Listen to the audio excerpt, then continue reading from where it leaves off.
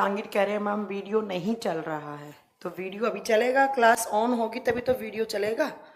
2 से 4 मिनट तो video start करने में लग जाते हैं यार, तुम लोगों में पेशेंस है नहीं, बोलिए है। चलिए गुड मॉर्निंग। कमल जी आप लाइव नहीं आ रही हैं मैम। आ गई लाइव, बिल्कुल आ गई।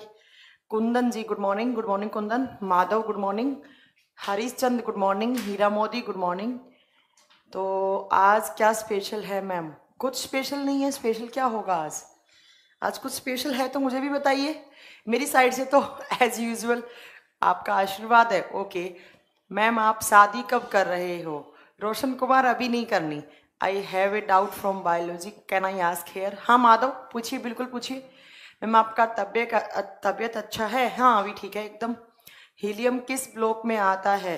संजीव कुमार कितनी बार बताएं, हीलियम का पढ़ाया भी था। जब मैंने पढ़ाया तो आपने पढ़ा क्यों नहीं अच्छे से? हाइड्रोजन हीलियम दोनों एस ब्लॉक में आते हैं, बता तो चुकी थी मैं। संजीव कुमार बताया था मैंने बहुत अच्छे से। ठीक है, हाइड्रोजन हीलियम, इधर का हाइड्रोजन, ऊपर नोबल गैसेस वाला हीलियम। फर्स्ट लाइव क्लास है। ओके रवि, ठीक है। रवि वर्मा आप तो डेली क्लास लेने आते हैं और कह रहे हैं आज फर्स्ट लाइव क्लास है। इतना झूठ क्यों बोल रहे हैं आप? है ठीक है। चलिए, from which vessels we are taking out blood of testing? Madhav आपका यही क्वेश्चन है? बेटा ब्लड आप कहीं से भी, चाहे आर्टरी चाहे वाइन्स, दोनों से ही ले सकते हैं। बट जब आप ब्लड डोनेट करते हैं तब आपका हमेशा ब्लड जो होता है वो आर्टरी से निकाला जाता है। बट जब ब्लड ग्रुप के लिए हम चेक करवाने के लिए कि हमारा कौन सा ब्लड ग्रुप है, तो हम जब चेक करवाते हैं तो डॉक्टर की मर्जी है, डॉक्टर आर्टरी से भी ले सकता है और डॉक्टर वेन से भी ले सकता है। बट ज्यादा प्रेफर करता है डॉक्टर आर्टरी से लेना, आर्टरी से लेना, क्योंकि आर्टरीज के अंदर क्या है? ऑक्सीजन। वेन्स के अंदर क्या है? CO2। तो आपको तो ब्लड ग्रुप चेक करवाना है ना, हमें ऑक्सीजन CO2 से मतलब ही नहीं है। तो ब्लड ग्रुप चेक करवाने के लिए तो एंटीजेंस काम आती हैं। और एंटीजेंस किस पे होती हैं? आरबीसी पर होती हैं। आरबीसी तो आर्टरी वाले खून में भी होगा और वेन वाले खून में भी होगा। राइट माधव, ठीक है, clear? Okay ma'am good morning madam, today is my first live class but I covered all your previous classes. Okay बहुत बढ़िया। रवि वर्मा कह रहे हैं पटना से मैं हूँ। चलो बहुत बढ़िया है, पटना से बहुत सारे बच्चे हैं। MCQ के बैच से कोई फायदा नहीं हुआ? क्यों नहीं हुआ अरविंद कुमार जांगीर? मैं पूछना चाहती हूँ आपसे। फायदा, उसकी PDF डल गई है। कल देखिए, कल ज्योग्राफी की डल गई है, आज आपकी इकोनॉमिक्स से PDF डल जाएंगी। सिर्फ PDF ना लेने से क्या बैच खराब हो जाता है क्या? आप लोगों की मेंटलिटी कैसी है? मैम बायोलॉजी का एक क्वेश्चन है, मैं पूछ सकता हूँ क्या? हाँ बिल्कुल पूछिए, जल्दी से पूछिए, बस उसके बाद क्लास स्टार्ट करते हैं। बस ज़्यादा टाइम वेस्ट नहीं करना, जल्दी पूछिए। ठीक है माधव, तो माधव याद रखिएगा कि जब ब्लड ग्रुप चेक करवाना है तो हमें सिर्फ आरबीसी या एंटीजन से मतलब होता है। और एंटीजन और आरबीसी दोनों टाइप के ब्लड में होता है, चाहे उसमें ऑक्सीजन हो चाहे उसमें CO2 हो। तो हम आर्टरी से भी ले सकते हैं और हम वेन से भी ले सकते हैं। बट जब हम किसी को ब्लड डोनेट करते हैं तो हमेशा हम जब ब्लड डोनेट करते हैं तो हमेशा हम किससे देते हैं? वेन्स से देते हैं, सिराओं से देते हैं। ये बात याद रखिएगा, सिराओं से। अब कुछ डॉक्टर क्या होते हैं, वो क्या करते हैं? आर्टरी से ब्लड निकाल देते हैं। आपने सुना होगा कि मैं खून डोनेट करने गया तो मुझे बेहोश हो गया, मैं चक्कर वक्कर आ गए मुझे, क्योंकि मोस्टली जो खून दिया जाता है वो हमेशा वेन्स से दिया जाता है और वेन्स में कैसा होता है? CO2 वाला होता है। और आर्टरी से अगर निकाल दोगे तो जिस इंसान के बॉडी से आपने निकाला है उस इंसान के बॉडी से क्या हो जाएगा? ऑक्सीजन की एक बार के लिए कुछ कमी हो सकती है और ऑक्सीजन की कमी से इंसान बेहोश भी हो सकता है। क्लियर? चलिए मैम एक क्वेश्चन था, मेंडलीव के पीरियोडिक टेबल में कितना ग्रुप है? बेटा मैंने बताया था ग्रुप सेम है, 9 पार्ट्स में डिवाइड किया था और 18 ग्रुप हैं। ये आप लोगों को क्या ढंग से पढ़ा नहीं क्या आपने? मेंडलीव जी की जो पीरियोडिक टेबल थी उसमें 18 ग्रुप थे, बट उन्होंने क्या किया था? इन 18 ग्रुप को 9 पार्ट में डिवाइड किया था। तो मैंने लिखवाया था 9 parts and 18 group in Mendeleev's periodic table. ठीक है मैम, क्या हम लोग मंकी का ब्लड ले सकते हैं? बेटा एंटीजन एंटीबॉडी चेक करना पड़ेगा। अगर हमारी एंटीजन एंटीबॉडी है तो उनमें एंटीजन एंटीबॉडी सेम नहीं होना चाहिए, वरना ले सकते हैं। मैं साइंस स्पेशल बैच में NTPC वाले बैच से भी कुछ स्पेशल, क्या NTPC का बैच में क्यों नहीं स्पेशल? NTPC के बैच में सारे क्लासेस चलती हैं आपकी, हिस्ट्री पॉलिटी ज्योग्राफी। ठीक है, अब तुम लोग यहाँ पर फालतू का कमेंट मत क्या करो, क्या स्पेशल है क्या है। तुम लोग स्पेशल कोई यहाँ पर शादी में आए हो कि जो स्पेशल डिश की डिमांड कर रहे हो यहाँ पर? तुम लोग भी यार कैसे हो, मतलब ये खोपड़ा खोपड़ा का अभी तक तुम्हारा डेवलप नहीं हुआ, डेवलपमेंट अच्छे से नहीं हुआ। ये दिखाना कौन बोल रहा है एक ऊपर कि क्या स्पेशल है। स्पेशल क्या, यहाँ पर आप लोगों को कोई बहुत सारी मिठाई मिलेंगी क्या? कौन बोल रहा है? ये दीपक, दीपक जी आपने कमेंट किया है कि इसमें स्पेशल क्या है। तो स्पेशल क्या मतलब कोई डिश लगा रखी है मैंने, एक जगह गुलाब जामुन, एक जगह रसगुल्ले हैं। यहाँ पर पढ़ाई की बात हो रही है, इसमें स्पेशल बिना स्पेशल का बात कुछ मत किया करो, ठीक है? और जो फालतू का बकवास करेगा ना यहाँ पर, मुझे सिर्फ पढ़ने वाले बच्चे चाहिए, मैं उनको ब्लॉक करवा दूंगी यहाँ से। Human heart's outer covering is known as, बेटा मैंने बताया था, तुम लोग पढ़ते ध्यान से हो नहीं, मैंने कहा था उसको कार्डियक मेम्ब्रेन कहा जाता है या पेरिकार्डियल मेम्ब्रेन कहा जाता है, ठीक है? उसको पेरिकार्डियल मेम्ब्रेन कहा जाता है, पेरिकार्डियल मेम्ब्रेन, ठीक है? पढ़ लिया करो ध्यान से। मैडम जी आप टॉपिक स्टार्ट करो, ठीक है? हाँ बिल्कुल जी, स्पेशल 3 में 3 क्लास हो गई है, तो वो अगर आप एडमिशन लेंगे तो वहां पर तीनों क्लास आपको मिल जाएंगी, डोंट वरी। चलिए अब क्लास स्टार्ट करते हैं, ऐसे तो तुम लोगों के डाउट आते ही रहेंगे। चलिए देखिए, आज जो आपका चैप्टर है, चैप्टर का नाम है, लास्ट क्लास में मैंने पढ़ाने आई थी आपको वाटर, पानी, पानी पढ़ना है हमें आज। और उस दिन कुछ प्रॉब्लम हो गया था, टेक्निकल कुछ इश्यू आ गए थे, यहाँ से क्लास कनेक्ट नहीं हो पाई थी। तो देखिए आज का जो चैप्टर है आपका वो है पानी, H2O, H2O पानी। अब आप सोच रहे होंगे मैम पानी में क्या पढ़ाएंगी, तो पानी में बहुत सारे क्वेश्चंस हैं जो मैंने बनाए हैं अलग अलग बुक से लेकर, क्योंकि उन क्वेश्चन से एनटीपीसी के एग्जाम में बहुत बार ऐसे क्वेश्चन पूछे गए हैं। तो कुछ मैंने लास्ट ईयर के अकॉर्डिंग कुछ क्वेश्चंस उठाए हैं जो लास्ट ईयर पूछे गए हैं, और कुछ मैंने अलग अलग बुक से उठाए हैं एनसीईआरटी वगैरह से।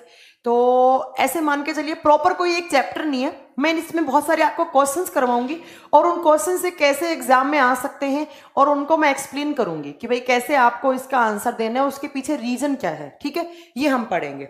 देखिए सबसे पहला हमें आज क्या पढ़ना है, सबसे पहले एक साइंटिस्ट थे, ब्रॉन्स्टेड नाम के साइंटिस्ट थे, आप सबने पढ़ा होगा। पहली बात तो पानी, पानी इस यूनिवर्स में जो 100% पानी है, हमारे यूनिवर्स में जो 100% पानी है, इस 100% पानी में से सिर्फ आपसे पूछ लिया जाए कि पीने वाला पानी कितने % होता है, जो ग्लेशियर से आता है। आप बताएंगे कि जो हम पीते हैं ड्रिंकिंग वाटर, पीने वाला जो पानी होता है वो सिर्फ 2% है। 100% पानी में से सिर्फ 2% पानी ऐसा है जो ग्लेशियर से आता है और जो हम पीते हैं।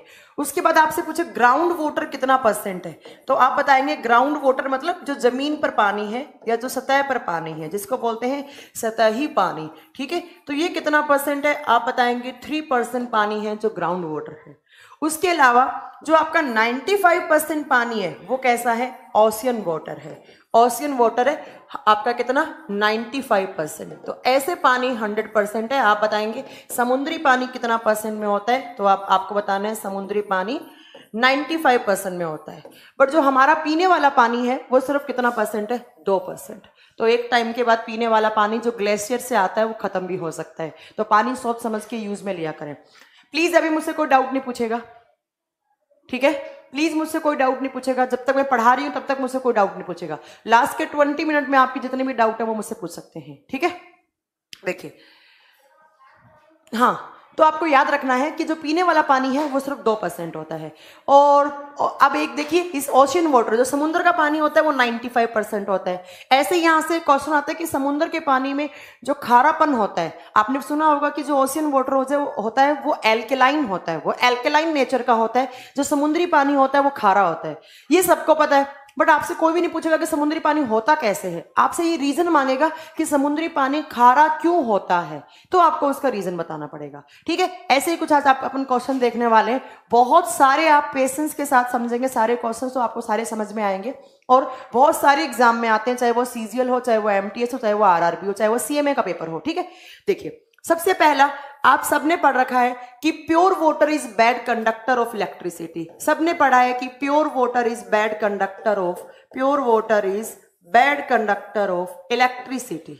क्यों होता है बता सकते हैं आप, बैड कंडक्टर ऑफ इलेक्ट्रिसिटी?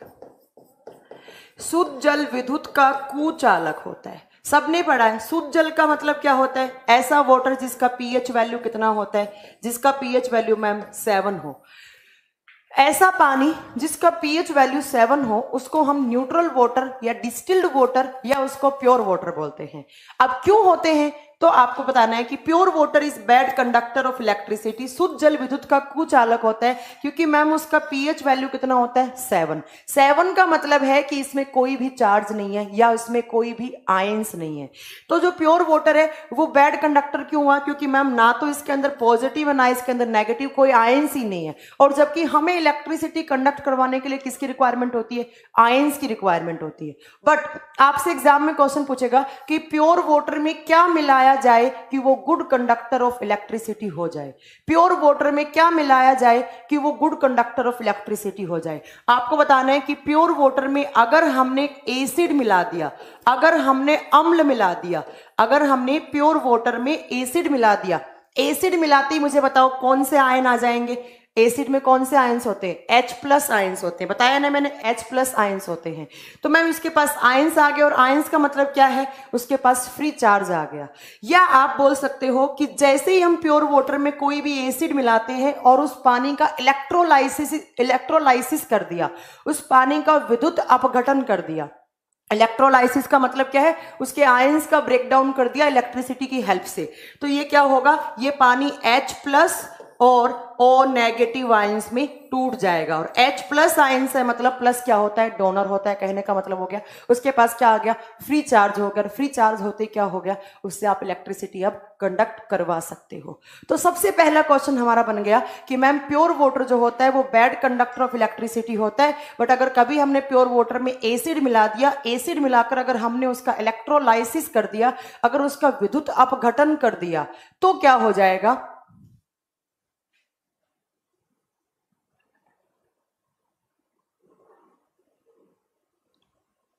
ठीक है, तो आपको याद रखना। सुबो जी कह रहे हैं ma'am can I ask a question, you really completed digestion system because I written down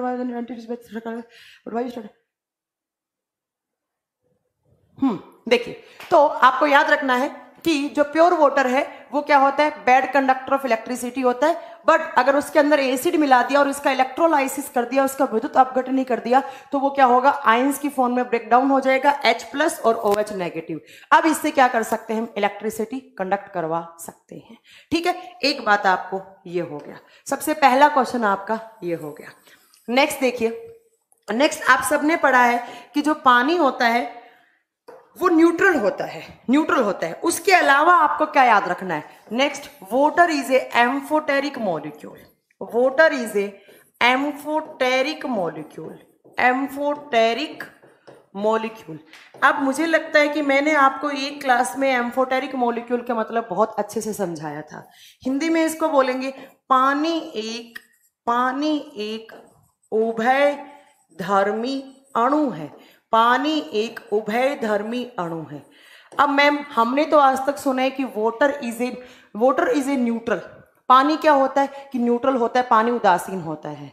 but ma'am आपने लिखा है कि वाटर एक एम्फोटेरिक मॉलिक्यूल होता है, और एम्फोटेरिक का मतलब मैंने एक क्लास में बताया था जिसके ऊपर पॉजिटिव और नेगेटिव दोनों चार्ज हो। अब आपसे एग्जाम में क्वेश्चन पूछेगा कि जो पानी है वो एम्फोटेरिक होता है, वो एम्फोटेरिक होता है।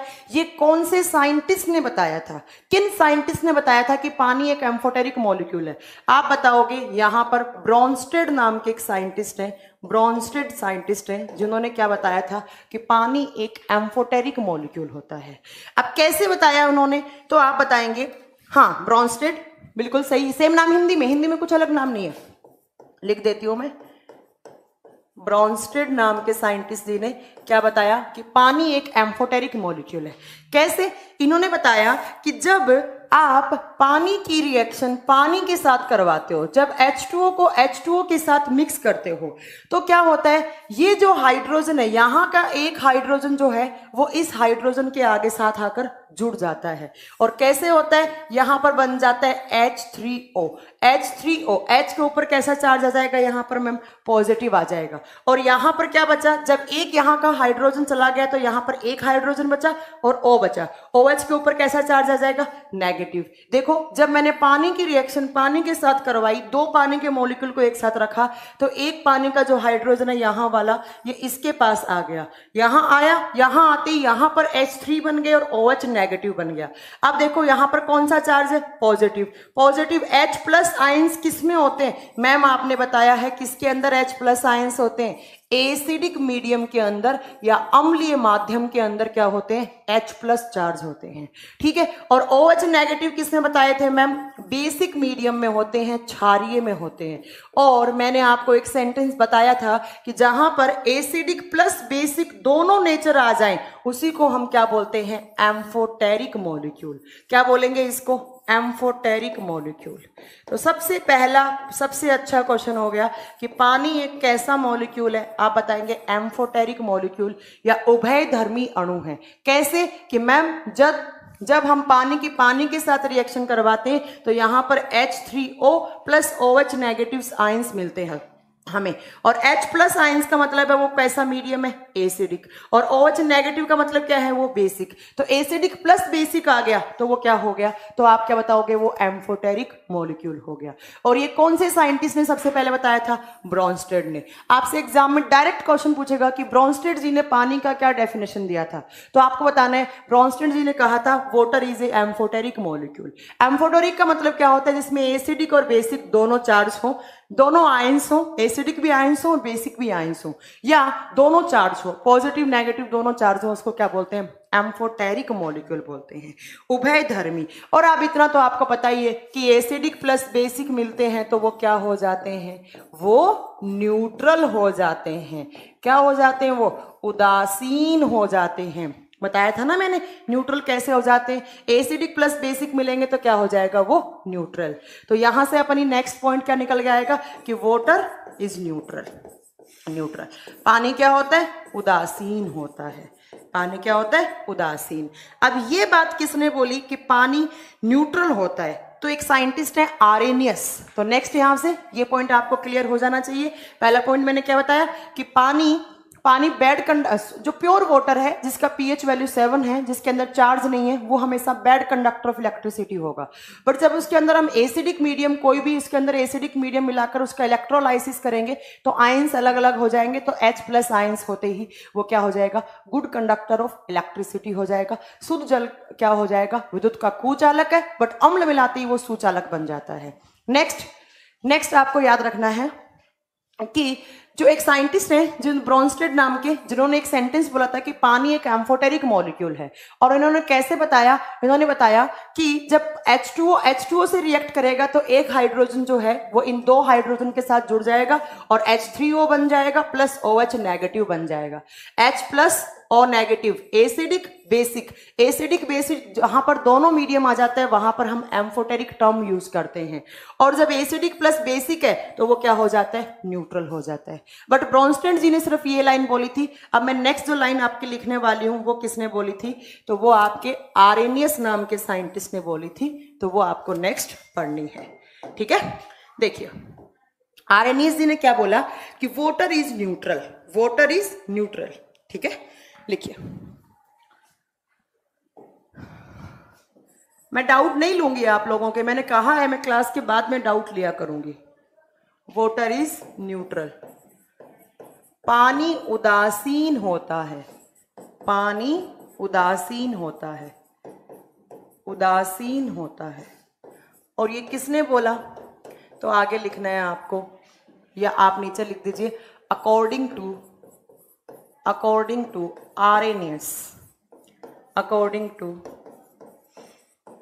आरेनियस।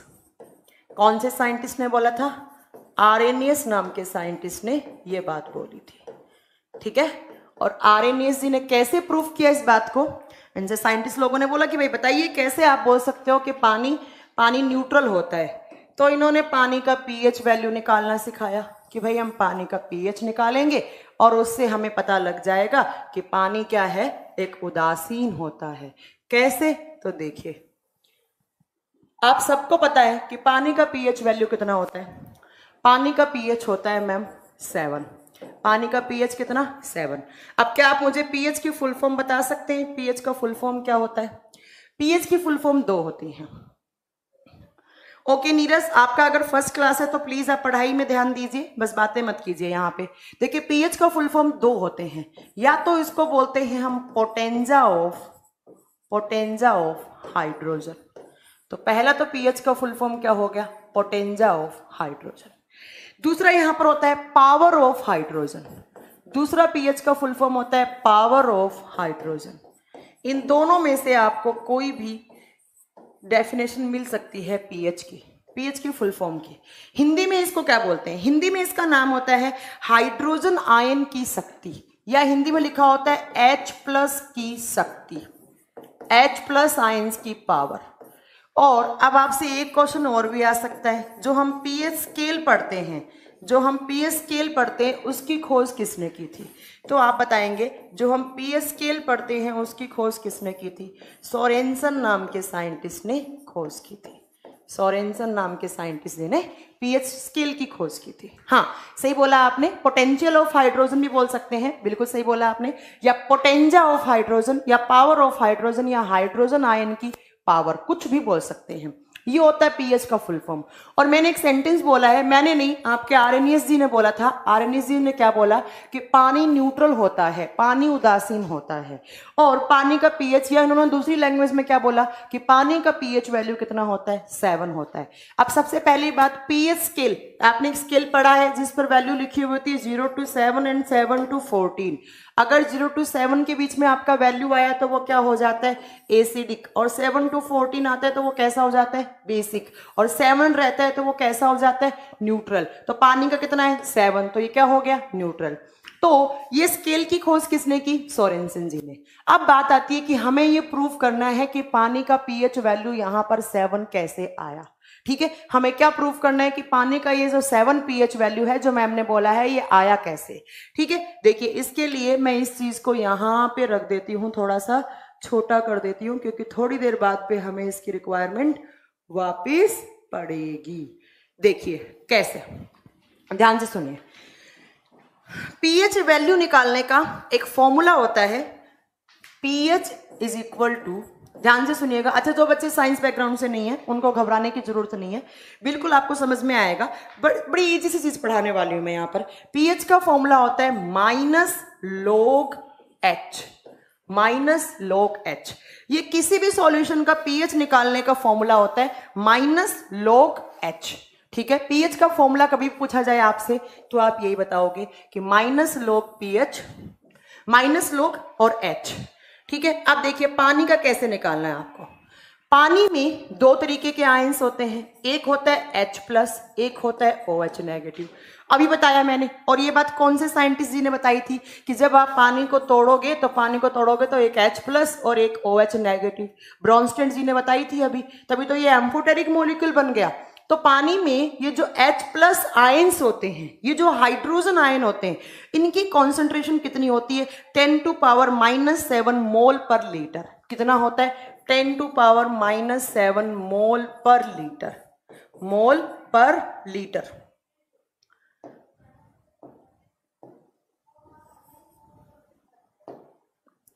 मोल पर लीटर। ठीक है, और यहां पर ये जो OH नेगेटिव है इनका भी कॉन्सेंट्रेशन कितना होता है? इक्वल। तभी तो क्या हुआ, ये न्यूट्रल बना, 10⁻⁻7 मोल पर लीटर। अब आपको क्या करना है, ये वैल्यू उठाकर H वाली यहां पर पुट कर देनी है। कैसे? जब मैं पानी का pH निकालूंगी तो आपको पता है यहां पर क्या बनेगा? -log और H की जगह मुझे क्या लिख देना है? 10⁻⁻7, 10⁻⁻7। अब आप क्या करेंगे, ये जो ऊपर वाला है, ये जो -7 पावर है, इसको आगे ले आइए। जब मैं इसको ऊपर वाले को आगे लेकर आऊंगी तो ये कैसे बनेगा? यहां पर माइनस का माइनस बचेगा, यहां पर -7 आ जाएगा, और यहां पर क्या बच जाएगा आपका? log 10 बच जाएगा, log 10। ठीक है, क्या हो जाएगा? log 10। अब माइनस माइनस क्या होता है मैम? माइनस माइनस प्लस हो जाएगा। log 10 आपको पता है कितना होता है? 1। तो यहां से वैल्यू कितना आएगा पानी के पीएच का? 7। पानी के पीएच वैल्यू का वैल्यू कितना आएगा पानी का? 7। और मैंने बताया था ऐसा मीडियम जिसका वैल्यू कितना हो? जिसका वैल्यू 7 हो, उसको हम क्या बोलते हैं? न्यूट्रल। तो यहां से हमने क्या कर दिया, हमने एक बात बोल दी कि जो पानी है, पानी क्या होता है? पानी न्यूट्रल होता है। बिल्कुल सही बोला। अवधेश कुमार ने भी 1 बताया, कमल शाह ने भी 1 बताया। जो बच्चे साइंस बैकग्राउंड से नहीं है उनको कुछ याद नहीं रखना है, ये सब फॉर्मूले कुछ। हाँ, अगर आप एनटीपीसी का एग्जाम देने जा रहे हैं तो आपसे पूछ सकता है कि पीएच वैल्यू निकालने का फॉर्मूला क्या होता है। तो आपको बताना पड़ेगा कि पीएच वैल्यू निकालने का फॉर्मूला क्या होता है, minus log 10H, minus log H, ठीक है, माइनस log। अब देखिए क्या किया मैंने, एक बार मैं फिर रिपीट कर रही हूं, पानी का पीएच 7 होता है और ऐसा मीडियम जिसका या ऐसा कोई सॉल्यूशन जिसका पीएच वैल्यू 7 आता है उसको हम बोलते हैं न्यूट्रल, उसको उदासीन बोलते हैं। और ये कौन से साइंटिस्ट ने सबसे पहले बताई थी? तो ये बात जो पानी न्यूट्रल है वो किसने बताया था मैम? सबसे पहले आर्रेनियस नाम के साइंटिस्ट ने बताया था। अब उन्होंने प्रूफ कैसे किया इस बात को? इन्होंने इस फॉर्मूले में जब पानी का पीएच वैल्यू निकाला तो पानी का पीएच निकला यहां से 7 और बोल दिया 7 है तो वो क्या हो गया, न्यूट्रल हो गया।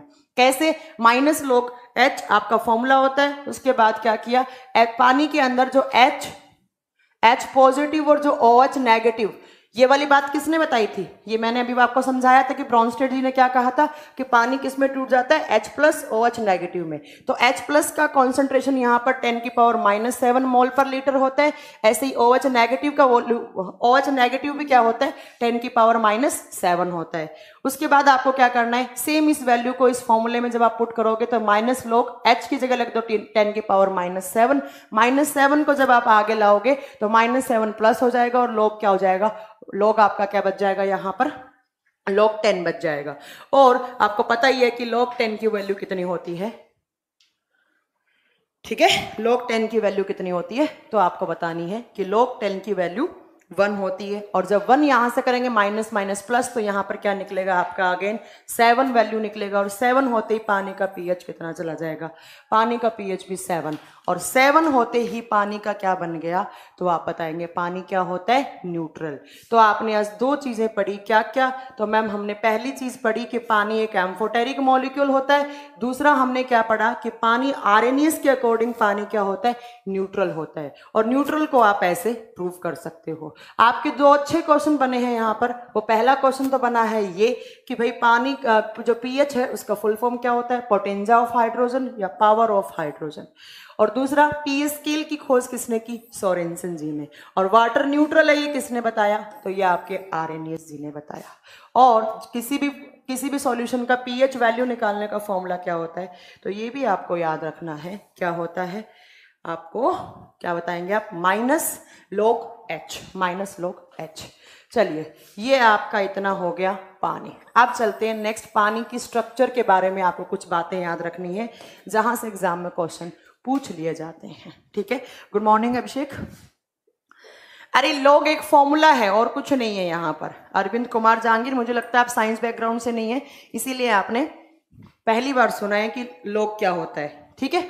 देखिए नेक्स्ट आता है आपका कि पानी का स्ट्रक्चर क्या होता है। स्ट्रक्चर ऑफ वाटर कहने का मतलब है पानी में कौन कौन सा बॉन्ड बनता है और उस बॉन्ड का एंगल कितना होता है, पानी कैसा होता है, पोलर होता है नहीं होता है, ऐसे बहुत सारे क्वेश्चन आपसे पूछ लिए जाते हैं। पानी की संरचना, यहां पर पानी की संरचना जब पढ़ोगे तो आपको एक पॉइंट याद रखना है कि वाटर इज एंगुलर, पानी कोणीय होता है। कैसे, तो मैं अभी आपको समझाऊंगी। पानी कैसा होता है, कोणीय होता है। पानी एंगुलर होता है या पानी कोणीय होता है। कैसे, आपने स्कूल में पानी का जब स्ट्रक्चर बनाया होगा तो आपने कैसे बनाया होगा, पानी में क्या होता है, एक जो ऑक्सीजन होता है वो कितने हाइड्रोजन के साथ जुड़ा हुआ होता है, 2 हाइड्रोजन के साथ। पानी की स्ट्रक्चर में एक ऑक्सीजन कितने हाइड्रोजन के साथ, 2 हाइड्रोजन के साथ जुड़ा हुआ होता है, ठीक है। तो ये आपको याद रखना है। और ये जो पानी का जो ऑक्सीजन है और ये दोनों हाइड्रोजन है, इसके बीच में जो आपका क्या बनता है, एंगल बनता है। इस एंगल का वैल्यू कितना होता है, एग्जाम में बहुत बार पूछा हुआ है। जल्दी से बताइए कि पानी में, नहीं आपको चंदन कुमार सो आपको log टेबल नहीं याद करनी है बेटा, बस आपको log 10 का वैल्यू याद रखना है, 1 होता है, बस ये याद रखना है आपको, इससे ज्यादा आपको कुछ याद नहीं रखना है यहाँ से, ठीक है। जल्दी बताइए कि पानी की स्ट्रक्चर में जो एक ऑक्सीजन होता है वो दोनों हाइड्रोजन से जुड़ा हुआ होता है, तो इन दोनों हाइड्रोजन और ऑक्सीजन के बीच में जो आपका बॉन्ड बनता है वो कितने डिग्री सेल्सियस का बनता है, जल्दी बताइए। मैं पानी पीती हूँ उतने में जल्दी बताइए। 180 गलत, 109 गलत, 106 गलत। आंटी पानी दीजिएगा 1 गिलास। अरे कोई तो सही आंसर दे दो। 90 डिग्री, 90 तो बन भी नहीं रहा यहाँ पर, 90 कैसे बोल दिया आपने। एक बच्चे का सही आंसर मिला है, बट वो भी करेक्ट आंसर नहीं मिला है। ये आपका जो बॉन्ड होता है वो कितना होता है, 104.5 डिग्री सेल्सियस। आपको हमेशा एनसीईआरटी में जो लिखा हुआ है वही सच मानना है। 120 कुछ भी, 40, 60, 120 कुछ भी, खेल चल रहा है क्या यहाँ पे? पानी के अंदर जो दोनों हाइड्रोजन होते हैं उसके बीच में जो बॉन्ड बनता है, ऊपर ऑक्सीजन, दोनों हाइड्रोजन, वो कितने डिग्री सेल्सियस होता है आप बताएंगे? 104.5 डिग्री सेल्सियस। ठीक है, ये आपको बिल्कुल सही आंसर देना है, 104.5 डिग्री सेल्सियस। अब मुझे एक बात बताइए, ऑक्सीजन पे कैसा चार्ज होता है? मैम नेगेटिव, पार्शियली नेगेटिव होता है। तो मैंने ऑक्सीजन के ऊपर कैसा चार्ज दिखा दिया? नेगेटिव। ऑक्सीजन पे कैसा चार्ज होता है? नेगेटिव। हाइड्रोजन पे कैसा होता है? मैम पॉजिटिव चार्ज होता है। इस हाइड्रोजन पे भी कैसा होता है? पॉजिटिव। ये पॉजिटिव, ऊपर वाला कैसा? नेगेटिव। ये धनात्मक, पॉजिटिव को बोलते हैं धनात्मक, और ये क्या होता है मैम? ऋणात्मक। ऋणात्मक, ऋणात्मक। कोवेलेंट बॉन्ड तो बनता है बेटा, मैंने बॉन्ड नहीं पूछा यहां पर, मैंने आपको नहीं, जो करेक्ट है 105 में कैसे लिख दूंगी बेटा? जब 104.5 होता है तो 104.5 ही मतलब है। ठीक है, देखिए ये इस पे ऑक्सीजन पे कैसा चार्ज होता है? नेगेटिव। हाइड्रोजन पे दोनों पे कैसा होता है? Positive charge. तो अब पानी की स्ट्रक्चर में एक ऑक्सीजन जो होता है वो दोनों हाइड्रोजन के साथ जुड़ा हुआ होता है। आप कैसे लिखोगे इस चीज को कि ये आपका पानी है, और पानी की स्ट्रक्चर कैसे बनाओगे? तो आप बनाओगे कि पानी की स्ट्रक्चर में दो जो हाइड्रोजन होते हैं H2+, वो एक ऑक्सीजन से जुड़े हुए होते हैं। अब मुझे बताइए आपके यहां पर कितने पोल बन गए? दो पोल बन गए। एक कौन सा? पॉजिटिव वाला। एक कौन सा? नेगेटिव वाला। एक ये पोल, एक ये पोल। एक आपका ये हाइड्रोजन वाला, एक ऑक्सीजन वाला। तो इस बात से मैं क्या कह सकती हूँ? पानी क्या होता है? पोलर होता है। पानी क्या होता है? पोलर होता है। तो आपको हमेशा एक बात याद रखना है कि water is angular and water is polar. ये दोनों बात याद रखनी है, ये बात भी आपको याद रखना है, वाटर इज पोलर। और हिंदी में लिखोगे पानी ध्रुवीय होता है। पानी ध्रुवीय होता है। देखो आपसे कैसे क्वेश्चन पूछेगा, आप सोच रहे होंगे कि मैम कैसे पढ़ा रही है, क्वेश्चन कैसे आएंगे? आपसे डायरेक्ट पूछेगा, पानी की कोई भी 4 ऑप्शन देगा, ABCD पूछेगा, पानी इसकी इसमें से कौन सी क्वालिटी है और कौन सी नहीं है, ऐसा कुछ आपका, ऐसा आपका क्वेश्चन आ जाएगा। ओ सॉरी, डिग्री आएगा यहाँ पर 104.5 डिग्री। ठीक है, 104.5। देखिए आपसे पूछा जाएगा पानी कैसा है, आप बताओगे वाटर इज एंगुलर। पानी कोणीय होता है, क्योंकि पानी के जो दोनों हाइड्रोजन ऊपर जो ऑक्सीजन होता है उसके बीच में जो कोण बनता है वो कितने का बनता है? 104.5 का बनता है। सेल्सियस नहीं लगेगा यहाँ पर, 104.5 का बनता है। जब मैम एक ऑक्सीजन दोनों हाइड्रोजन से जुड़ा है तो पानी की स्ट्रक्चर क्या होगी? H2+ होगी, और ऑक्सीजन क्या होगा? नेगेटिव। यहाँ पे पॉजिटिव, यहाँ पर नेगेटिव। ये पॉजिटिव पोलर है, ये नेगेटिव पोलर है, तो पानी क्या हो गया मैम? पोलर हो गया। Water is polar. और आपने एक चीज सुनी होगी स्कूल में, हाँ आपने एक चीज सुनी होगी स्कूल में, आपने स्कूल में एक चीज सुनी होगी कि जो पोलर सॉल्यूशन होता है, polar solution dissolve polar, polar solution dissolve polar. जो ध्रुवीय होता है, ध्रुवीय विलयन को ही घोलता है। जो ध्रुवीय विलयन होता है वो किसको घोलता है? ध्रुवीय को घोलता है। ऐसे ही आपने बहुत बार बुक्स में पढ़ा होगा कि पोलर, जो ध्रुवीय जल है वो ध्रुवीय विलयन को ही घोलता है। पानी क्या हो गया? पानी मैम एक तो पोलर हो गया, एक पानी के मॉलिक्यूल्स के बीच में क्या बन गया? एंगल बन गया। तो वाटर एंगुलर और पोलर दोनों होता है। और एक बात याद रखना है कि जो पोलर सॉल्यूशन होता है वो किसको डिसॉल्व करता है? ओनली पोलर सॉल्यूशन को ही डिसॉल्व करता है। पोल का मतलब समझ रहे हो? एक पॉजिटिव वाला, एक नेगेटिव वाला। कैसे? मैं आपको एक बात बताऊं, जैसे आपने पानी में घोला नमक, पानी के अंदर आपने नमक क्या होता है? NaCl।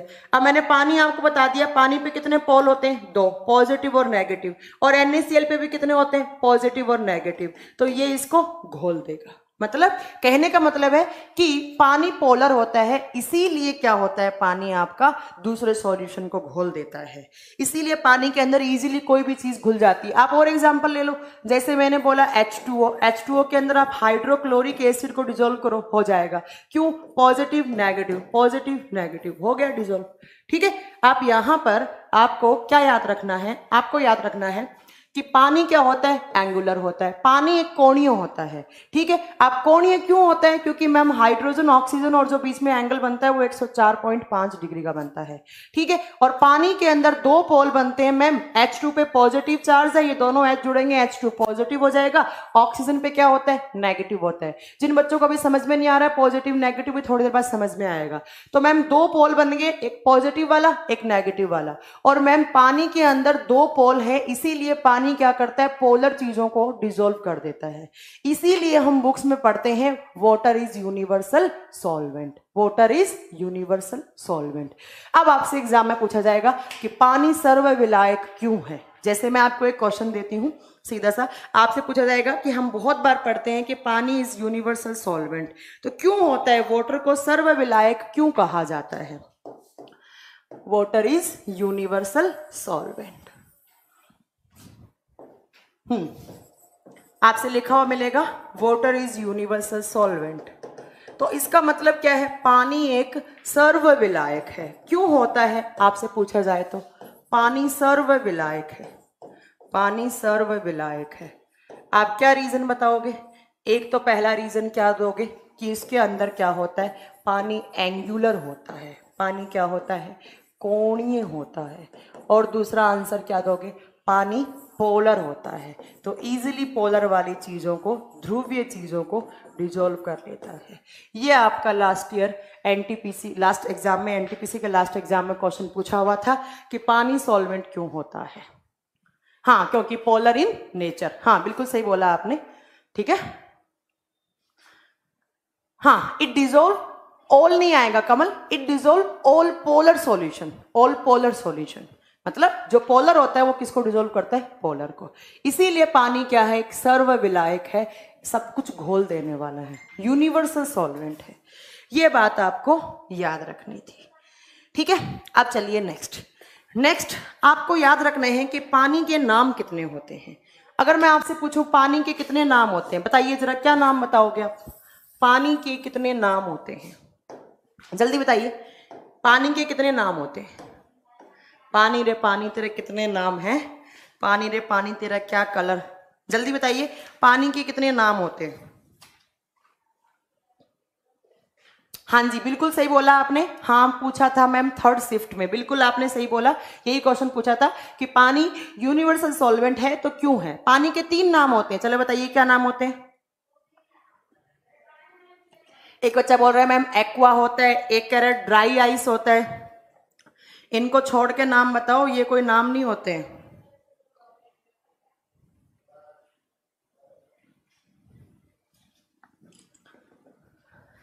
चलिए कोई बात नहीं, आप लोगों ने बिल्कुल गलत आंसर दिए, D2O। अच्छा, मैंने पानी के टाइप्स नहीं पूछे हैं। टाइप्स ऑफ पानी 3 टाइप का होता है, एक होता है हार्ड वाटर, एक होता है सॉफ्ट वाटर, एक होता है आपका हैवी वाटर। नहीं, पानी के नाम कितने होते हैं? एक बोल रहा है एक्वा होता है, एक होता है D2O, एक होता है H2O, एक कह रहा है डिस्टिल्ड वाटर। बेटा ये कोई नहीं पूछेगा, ऑप्शन में ये नहीं होंगे। ठीक है, चलो मैं बताती हूँ पानी के नाम कितने होते हैं। आपको लिखना है टू नेम ऑफ वाटर। पानी के 2 नाम होते हैं, क्या क्या? देखिए H2O, और मैंने लिखा कि इसको कैसे लिखा जाएगा मैम, इसको H, बस रहने दीजिए, हार्ड एंड सॉफ्ट वाटर चलो आप छोड़ दीजिए, अब हो गया आपका। आप मेरा सुन लीजिए, H+ और ऑक्सीजन क्या होता है, 2 नेगेटिव, है ना। H+ ऑक्सीजन क्या होता है, 2 नेगेटिव।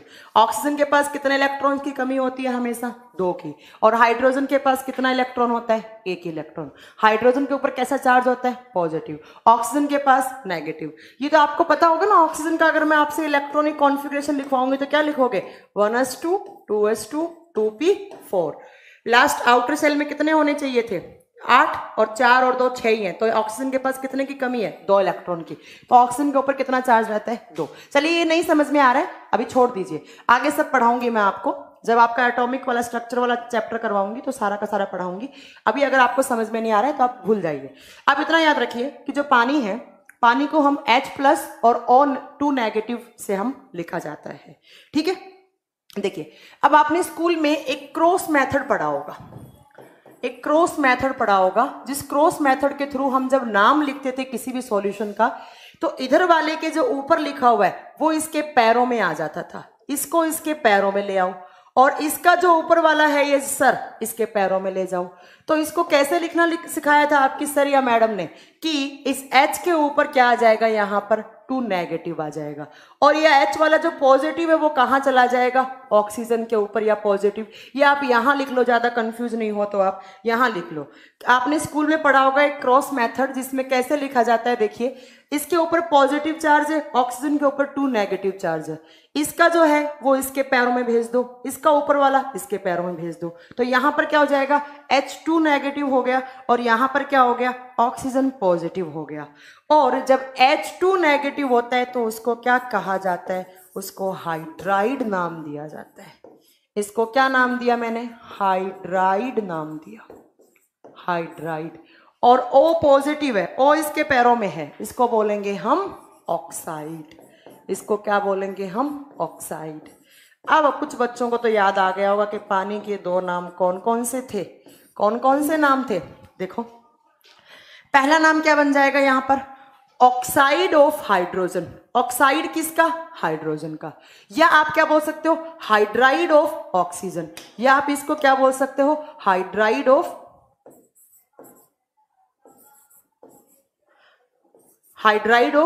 ऑक्सीजन। क्रॉस मेथड, बिल्कुल सही बोला आपने। वाटर इज यूनिवर्सल सॉल्वेंट, बिल्कुल सही बोला आपने संदीप हालवे। देखिए आपने पानी को कैसे लिखा, मैं एक बार फिर रिपीट कर देती हूँ। पानी को H+ और 2- से लिखा जाता है, क्योंकि H के ऊपर पॉजिटिव चार्ज होता है 1 की वजह से, यहां पर दो की कमी होती है, तो आपका यहां पर 2- हो गया। ठीक है, अब जो इसके ऊपर 2- है वो इसको इसके पैरों में ले जाइए, हाइड्रोजन। ये क्रॉस मेथड आपने, अगर आप साइंस नहीं है तो आपको कोई बात नहीं, मैं आपको 2 नाम बताऊंगी, वो आप रट्टे लगा लो, कोई दिक्कत नहीं है। ठीक है, तो यहां पर देखिए क्रॉस मेथड लगाएंगे तो इसका 2- इसके सर पे था, वो पैरों पे आ जाएगा, इसका पॉजिटिव इसके पैरों पे आ जाएगा। जब इसका 2- हाइड्रोजन के पैरों में गया तो इसको लिखा जाता है हाइड्राइड।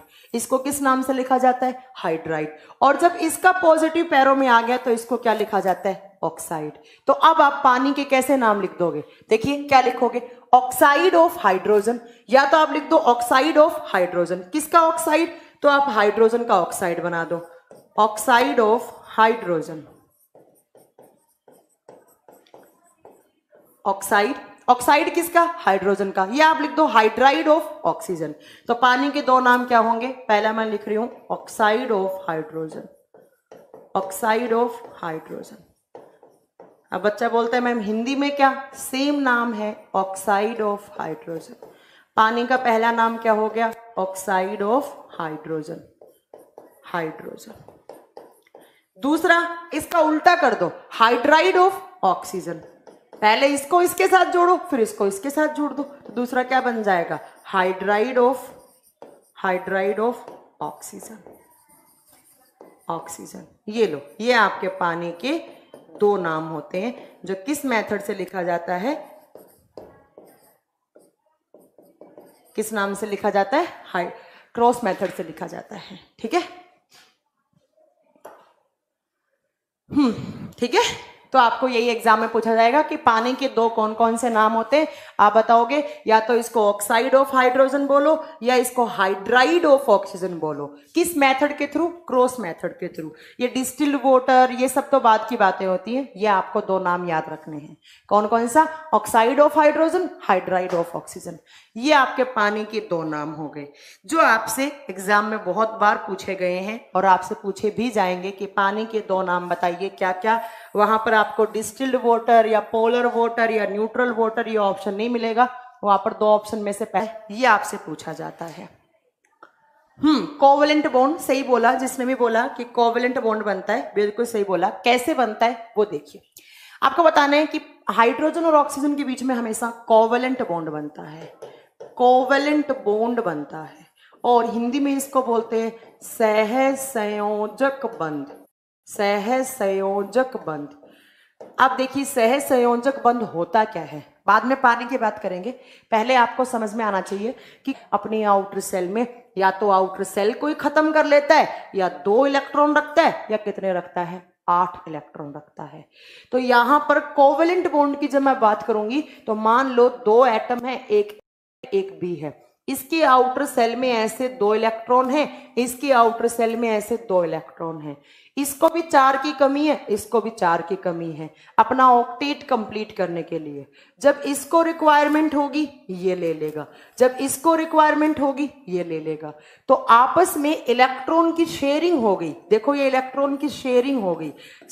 इलेक्ट्रॉन का क्या हो गया, साझा हो गया। और इलेक्ट्रॉन की शेयरिंग या साझे से बनने वाला बॉन्ड कौन सा होता है, कोवैलेंट बॉन्ड। सह का मतलब होता है साथ, संयोजक मतलब साझा करने वाला, साथ में साझा करने वाला। आपसे कभी भी पूछे कोवैलेंट बॉन्ड कब बनता है, आप बोलेंगे शेयरिंग ऑफ इलेक्ट्रॉन। इलेक्ट्रॉन के साझे से बनने वाला बॉन्ड कौन सा होता है, कोवैलेंट बॉन्ड। और क्यों करते हैं साझा, इलेक्ट्रॉन का साझा क्यों होता है, एटम क्या होते हैं, एटम स्टेबल होने के लिए। और स्टेबल कब होते हैं, जब उनमें या तो 0 या 2 या 8 इलेक्ट्रॉन हो, तब वो क्या होते हैं, स्टेबल होते हैं। तो स्टेबिलिटी गेन करने के लिए कोई भी एटम क्या करता है, या तो इलेक्ट्रॉन डोनेट करता है, या इलेक्ट्रॉन रिसीव करता है, या इलेक्ट्रॉन का आपस में साझा कर लेता है। और साझे से बनने वाला बॉन्ड कौन सा होता है, कोवैलेंट बॉन्ड होता है। तो मैंने बोला कि पानी के बीच में कौन सा बॉन्ड बनता है, आपको मैंने बताया कोवैलेंट बॉन्ड बनता है। अब कैसे बनता है वो बात हमें देखनी है। ये तो बोल दिया हमने कि पानी के बीच में कोवैलेंट बॉन्ड बनता है, कैसे, तो उसके बॉन्ड देखने से पहले आपको इन दोनों का देखो, पानी में कितने एलिमेंट है आपके, एक हाइड्रोजन, दूसरा कौन सा, ऑक्सीजन। इन दोनों का आपको आना चाहिए इलेक्ट्रॉनिक कॉन्फ़िगरेशन लिखना। ईसी का फुल फॉर्म क्या होता है, इलेक्ट्रॉनिक कॉन्फ़िगरेशन, इलेक्ट्रॉनिक विन्यास। इलेक्ट्रॉनिक विन्यास पहले आपको हाइड्रोजन का लिखना है, फिर आपको ऑक्सीजन का लिखना है। देखिए हाइड्रोजन कितने हैं पानी के अंदर, 2 हैं। और आप सबको पता है कि हाइड्रोजन का इलेक्ट्रॉनिक विन्यास क्या होता है, 1s1 होता है, क्योंकि एक ही क्या होता है, इसकी आउटर सेल में इलेक्ट्रॉन होता है। तो हाइड्रोजन को हमने कैसे लिखा, हाइड्रोजन 2 है तो मैंने यहां पर लिख दिया 1h1। हाइड्रोजन कैसे लिखा जाता है, 1h1। तो इसकी एस में, एस ऑर्बिट में कितने चले जाएगा, 1। कितने हाइड्रोजन है, 2। दूसरा भी मैंने ऐसे लिख दिया, कैसे हो जाएगा, 1s1। ये हो गया हाइड्रोजन का इलेक्ट्रॉनिक कॉन्फ़िगरेशन। हाइड्रोजन का कैसे लिखा जाता है, एक ही है तो 1s1 में क्या हो जाएगा, 1 हो जाएगा। अब बात आती है मैम ऑक्सीजन की। तो ऑक्सीजन का कितना होता है एटॉमिक नंबर, 6 होता है, आप सबको पता है। ऑक्सीजन का एटॉमिक नंबर कितना, 6। तो ऑक्सीजन का जब एटॉमिक नंबर 6, तो ऑक्सीजन के एटम में कितने इलेक्ट्रॉन, 6 है ना। तो कैसे लिखा, ऑक्सीजन का एटॉमिक नंबर कितना, 8। ऑक्सीजन, क्लास रुक गई, क्लास कहां से रुक गई, सॉरी, ऑक्सीजन का 8। यार तुम लोग बीच में कमेंट मत क्या करो, ध्यान ना एकदम तुम लोगों की कमेंट की तरफ चला जाता है। अब एक लड़का बोला क्लास रुक गई, तो यहाँ पे 6 की जगह मुझसे 8 लिखा गया। ऑक्सीजन का कितना होता है एटॉमिक नंबर, 8।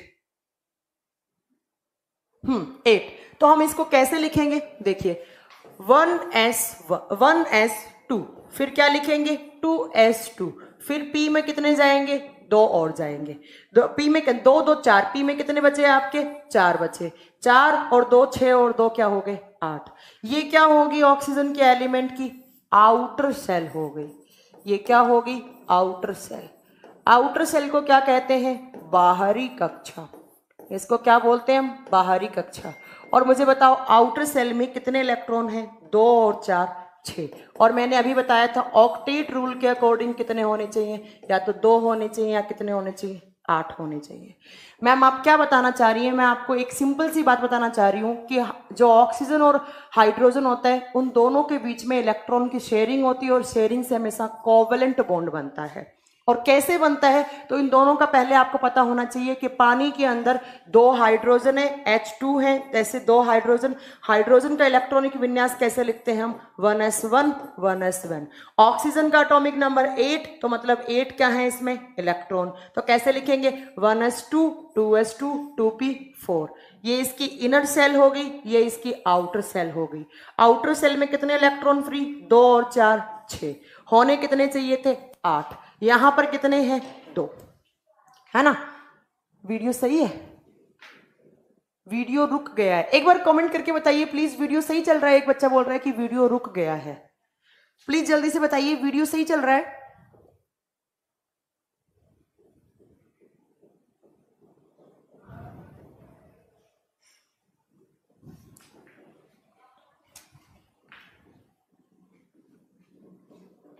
वीडियो सही चल रहा है, तो फिर ये बच्चा क्यों बोल रहा है कि वीडियो, 2-3 बच्चे बोल रहे हैं वीडियो रुक गया। ठीक है, चलिए अगर सही चल रहा है तो देखिए हाइड्रोजन के पास कितने हैं यहां पर पानी के अंदर 2 इलेक्ट्रॉन, इसके पास कितने हैं 6। हाइड्रोजन के पास टोटल कितने इलेक्ट्रॉन की कमी है इस रूल के अकॉर्डिंग 8 करने के लिए 6 की, और इसके पास कितने की कमी है 2 की कमी है। तो ये ऑक्सीजन और दोनों हाइड्रोजन क्या कर लेंगे आपस में, ये दोनों क्या कर लेंगे आपस में इलेक्ट्रॉन की शेयरिंग कर लेंगे। क्या कर लेंगे ये आपस में दोनों की इलेक्ट्रॉन की शेयरिंग कर लेंगे।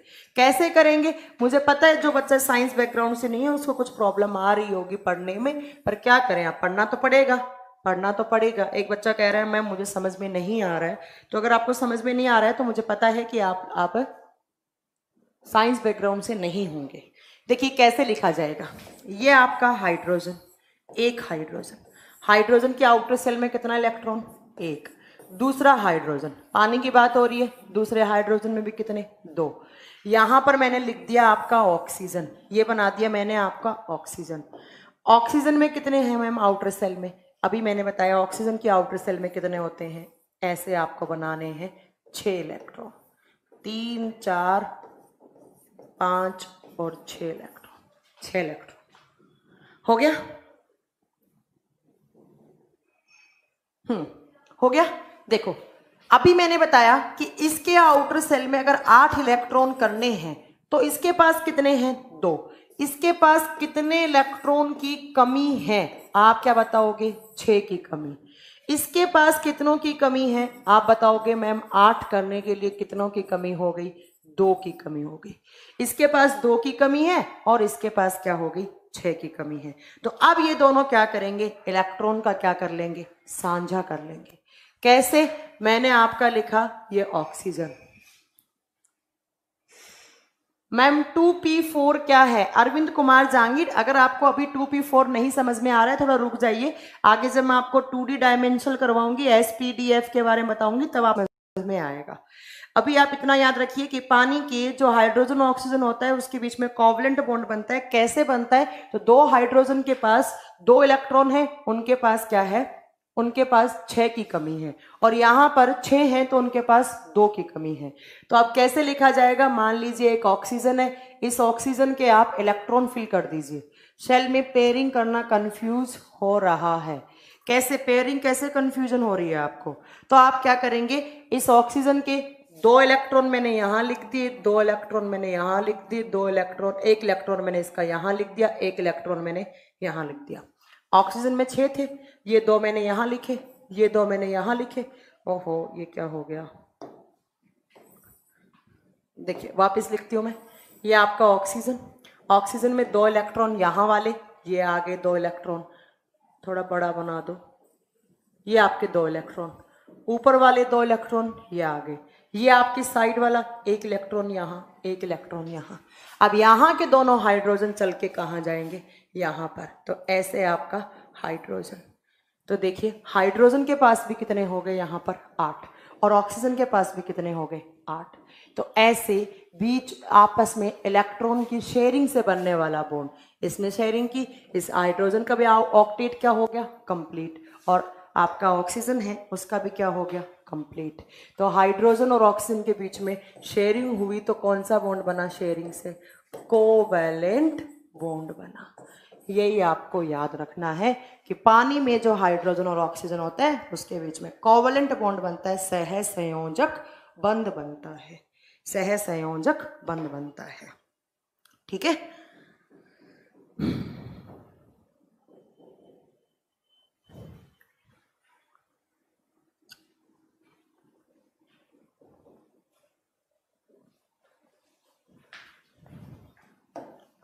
चलिए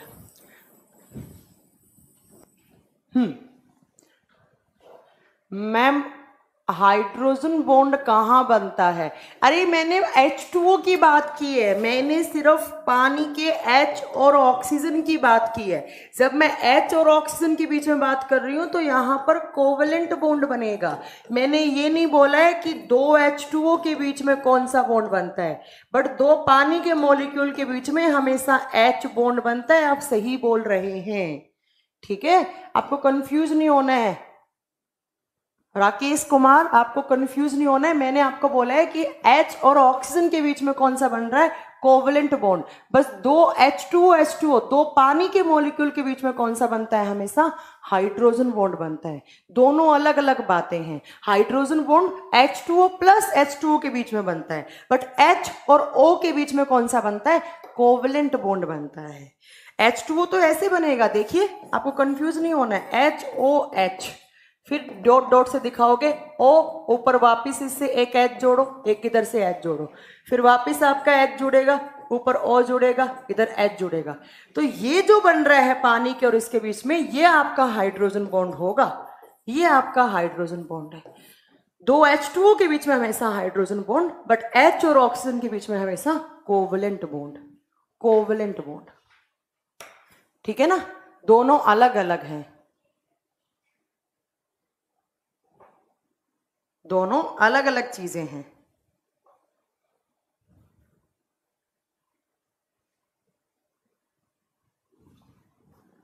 हाइड्रोजन बॉन्ड कहां बन रहा है? तो ये H और ये O, तो पानी के मॉलिक्यूल H2O प्लस H2O के बीच में हमेशा हाइड्रोजन बॉन्ड बनता है, बट H और O के बीच में कोवेलेंट बॉन्ड बनता है। ठीक है कमल साहब, अब क्लियर हो गया? ठीक है, चलो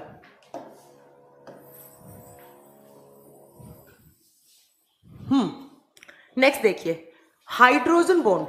एक एग्जाम में क्वेश्चन आता है कि हाइड्रोजन बॉन्ड, जैसे आपके पास चार ऑप्शन दिए, आपको ऑप्शन दिए NH3 PH3, या आपको ऑप्शन दिए C2H5OH, या आपको दिया CH3 C double bond OCH3। आपसे पूछा कि इन चारों में से किस में हाइड्रोजन बॉन्ड नहीं है? इन चारों में से किस में हाइड्रोजन बॉन्ड नहीं है? हाँ अभी बताएंगे, वाटर का बॉइलिंग पॉइंट अभी बताएंगे, रुक जाइए। याद रखना है, मैं एक बार फिर रिपीट कर देती हूं। जो हाइड्रोजन और ऑक्सीजन के बीच में बॉन्ड बन रहा है वो हमेशा सांझे से बनने वाला बॉन्ड होता है, कोवेलेंट बॉन्ड, क्योंकि इसके पास 2, इसके पास 6 आउटर सेल में, तो ये इसके 2 इधर ले लेगा तो 8 हो जाएंगे, ये इसके 6 क्या कर लेगा? इधर ले लेगा। आपस में शेयरिंग होगी और शेयरिंग से कौन सा बॉन्ड? कोवेलेंट। बट दो H2O के बीच में, H2O के बीच में ये कौन सा बन रहा है? यह हाइड्रोजन बॉन्ड बनता है। देखिए हाइड्रोजन बॉन्ड कब बनता है, मैं आपको बता देती हूँ। अच्छा, एक बच्चा बोल रहा है इसका आंसर 4th है। गलत है बेटा, इसका आंसर अगर 4th है तो एक सिंपल सा तरीका बताती हूँ आपको मैं, हाइड्रोजन बॉन्ड कैसे याद रखना है आपको। हाइड्रोजन बॉन्ड कहाँ कहाँ बनता है? जब हाइड्रोजन फोन के साथ जुड़ा हो, फोन का मतलब है FON के साथ जुड़ा हो। कभी भी आपसे एग्जाम में 4 ऑप्शन दे के पूछ ले, ऐसे जैसे मैंने दिया, इनमें से पूछे कौन से में हाइड्रोजन है या कौन से में नहीं है। देखो हाइड्रोजन बॉन्ड कब बनता है? जब हाइड्रोजन किस किस के साथ जुड़ा हो, या तो फ्लोरीन के साथ जुड़ा हो, या ऑक्सीजन के साथ जुड़ा हो, या नाइट्रोजन के साथ जुड़ा हो। ये ट्रिक हमेशा काम आएगी आपको, हमेशा कहीं भी जब आप हाइड्रोजन बॉन्ड ढूंढना चाहोगे तो हमेशा ये ट्रिक काम आएगी आपको। जब हाइड्रोजन फ्लोरीन के साथ जुड़ा है तो वहां पर हाइड्रोजन बॉन्ड होगा, जब हाइड्रोजन ऑक्सीजन के साथ जुड़ा है तो वहां पे हाइड्रोजन बॉन्ड होगा, और जब हाइड्रोजन नाइट्रोजन के साथ जुड़ा है तब भी क्या होगा? वहां पर हाइड्रोजन बॉन्ड होगा। तो आपको बताना है इन चारों में से किसके बीच में हाइड्रोजन बॉन्ड नहीं बनेगा, नहीं बनेगा। ठीक है, देखिए यहां पर पहला एग्जांपल लीजिए, हाइड्रोजन है, ये किसके साथ जुड़ा है? नाइट्रोजन। जब हाइड्रोजन नाइट्रोजन के साथ जुड़ता है तो वहां पर क्या होता है? हाइड्रोजन बॉन्ड होता है, तो इसमें तो हाइड्रोजन बॉन्ड है। दूसरा देखिए, हाइड्रोजन या तो फ्लोरीन या ऑक्सीजन या नाइट्रोजन, यहां पर हाइड्रोजन P के साथ जुड़ा है, तो मैम यहां पर P आ गया, इसका मतलब यहां पर हाइड्रोजन बॉन्ड नहीं होगा। ठीक है, तीसरा, यहां पर हाइड्रोजन किस किस के साथ? ऑक्सीजन नाइट्रोजन फ्लोरीन, हाइड्रोजन किसके साथ आ गया? ऑक्सीजन के साथ, तो यहां पर होता है हाइड्रोजन बॉन्ड। ठीक है, नेक्स्ट देखिए, हाइड्रोजन किसके साथ? हाइड्रोजन ऑक्सीजन के साथ होना चाहिए, हाइड्रोजन किसके साथ, ऑक्सीजन के साथ, तो यहां पर भी क्या होगा, हाइड्रोजन बॉन्ड होगा। तो किसी बच्चे ने मुझसे पूछा था, तो याद रखिएगा कोवेलेंट बॉन्ड आपस में शेयरिंग, इलेक्ट्रॉन की शेयरिंग से बनता है, बट हाइड्रोजन बॉन्ड कब बनता है, मोस्ट इलेक्ट्रो पॉजिटिव, ये पॉजिटिव है, और ये क्या होता है आपका फ्लोरीन मोस्ट इलेक्ट्रो नेगेटिव है ना। तो हाइड्रोजन जब फ्लोरीन ऑक्सीजन नाइट्रोजन के साथ जुड़ता है तो हमेशा हाइड्रोजन बॉन्ड बनाता है। यस, पीएच3 का नाम क्या होता है, तो बेटा पीएच3 को बोलते हैं फोस्फीन। अभी मैं आपको एक एक करके सारों का नाम लिखवाऊंगी, एक होता है फोस्जीन, एक होता है फोस्फीन, अभी सारे मैं आपको पढ़ाऊंगी। फोस्फीन, ये फोस्फीन होता है, PHIN नहीं लगता है बेटा, आपने गलत लिखा है, PHEN लिखा है। और एक होता है फोस्जीन, CaOCl2, ये दोनों भाई होते हैं, फोस्फीन फोस्जीन, ठीक है। तो आपको हमेशा याद रखना है कि हाइड्रोजन जब इन तीनों के साथ जुड़ता है तो ही हाइड्रोजन बॉन्ड बनाता है। अब ये जो आपको मैंने लिखे हैं इनके नाम लिखो, इनके जिनको नाम नहीं पता है वो सब लिख लीजिए, और इनके यूज से भी कभी कभी क्वेश्चंस आ जाते हैं। देखिए सबसे पहला मैंने लिखा था NH3, और NH3 को हम क्या बोलते हैं, अमोनिया। और अमोनिया में अगर आपसे पूछ लिया जाए हाइड्रोजन बॉन्ड होता है या नहीं होता, आप क्या बताओगे, अमोनिया में हाइड्रोजन बॉन्ड होता है। क्यों होता है, क्योंकि हाइड्रोजन किसके साथ है, नाइट्रोजन के साथ। दूसरा आपसे पूछा जाता है, एक बड़ा ही अमोनिया से फेमस क्वेश्चन है, ठीक है, एक बड़ा ही अमोनिया से फेमस क्वेश्चन है कि जो फ्रेश यूरिन होती है उसमें जो स्मेल आती है, आपने देखा होगा पब्लिक टॉयलेट में बहुत गंदी सी स्मेल आती रहती है, जैसे लोग दीवार विवार पे वॉशरूम वगैरह कर देते हैं तो वहां पर यूरिन में से स्मेल आती रहती है। तो वो किसकी वजह से आती है, फ्रेश यूरिन के अंदर जो स्मेल होती है वो किसकी वजह से होती है, अमोनिया की वजह से। तो आपको बताना है कि जो फ्रेश यूरिन होता है उसमें जो स्मेल आती है, पब्लिक टॉयलेट से जो स्मेल आती रहती है वो किसकी वजह से आती है, वो अमोनिया की वजह से आती है। Fresh urine smell is due to presence of ammonia, ठीक है। Fresh urine smell of due to presence of ammonia, ठीक है। तो एक क्वेश्चन तो ये आ गया अमोनिया से। अमोनिया यहाँ पर क्यों पढ़ा रही हूँ, क्योंकि अमोनिया के बीच में क्या होता है, हाइड्रोजन बॉन्ड, और जो फ्रेश यूरिन होती है उसके अंदर भी स्मेल किसकी वजह से होती है, अमोनिया की वजह से होती है। एक क्वेश्चन और, अमोनिया कहाँ काम आती है, आप बताओगे, अमोनिया क्या बनाने में, यूरिया बनाने में काम आती है। अमोनिया क्या बनाने में, यूरिया बनाने में काम आती है। यूरिया बनाने में किसका काम लेते हैं, अमोनिया।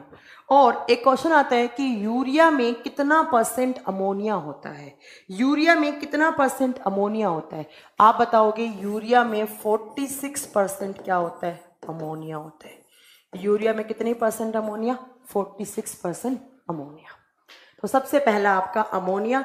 अमोनिया से कंपटीशन एग्जाम में ये दोनों क्वेश्चन बहुत ज्यादा पूछे जाते हैं कि जो यूरिया होता है उस यूरिया में अमोनिया का कितना %, 46। फ्रेश यूरिन में जो स्मेल होती है वो किसकी वजह से होती है, तो वो भी आप क्या बताएंगे कि जो मूत्र होता है उसके अंदर किसकी स्मेल होती है, आप बताएंगे अमोनिया की। नेक्स्ट एक पॉइंट और याद रखना है आपको कि जो लिक्विड अमोनिया होता है, लिक्विड अमोनिया होता है उसको यूज में लिया जाता है as a, liquid ammonia is used as a refrigerant,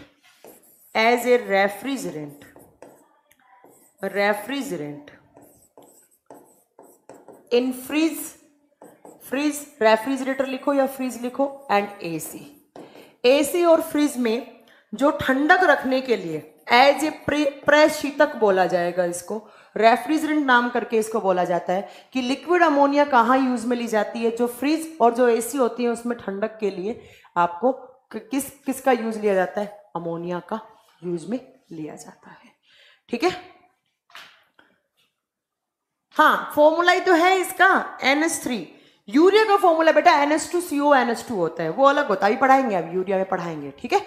urea का फॉर्मूला एक बच्चा पूछ रहा है तो बेटा वो NH2CO NH2 होता है, ठीक है। ये NH3 अमोनिया की बात हो रही है। इतने क्वेश्चन आपसे अमोनिया से पूछे जाएंगे, सारे के सारे आपको याद करने हैं। नेक्स्ट मैंने एक लिखा था PH3, NH3 के बाद मैंने लिखा था PH3। देखो इस PH3 को क्या कहा जाता है, इसको कहा जाता है फोस्फीन, इसको कहा जाता है फोस्फीन, इसका नाम क्या होता है? फोस्फीन। एक इसके जैसा सा ही होता है, इसके भाई जैसा ही लगता है, जिसको बोलते हैं हम फोस्जीन। कंफ्यूज नहीं होना है आपको, ये होता है फोस्फीन, ये होता है फोस्जीन। और फोस्जीन का फॉर्मूला पूछे तो CaOCl2। फोस्जीन क्या होता है? CaOCl2। और फोस्फीन क्या होता है? हाँ, अमोनिया गैस फ्रिज में, बिल्कुल बिल्कुल बिल्कुल ठीक है। और फोस्फीन क्या होता है? PH3। ये दोनों ही क्या होती हैं? जहरीली गैस होती हैं। ये दोनों ही जहरीली गैस होती हैं। आपने सुना होगा कि जो हिटलर वर्ल्ड वॉर के टाइम पर क्या करता था, बहुत सारे लोगों को एक चैम्बर बना के उसके अंदर बंद करके एक गैस छोड़ देता था। हिस्ट्री में पढ़ा होगा आपने, एक गैस छोड़ देता था और छोड़ने से वो इंसान मर जाते थे। तो एक क्वेश्चन आता है कि जो हिटलर ने एक गैस चैम्बर बनाकर उसमें कौन सी गैस छोड़ी थी? हिटलर ने गैस का एक चैम्बर बनाया और उस गैस चैम्बर के अंदर फोस्जीन और फोस्फीन दोनों भर के लोगों को मार देता था।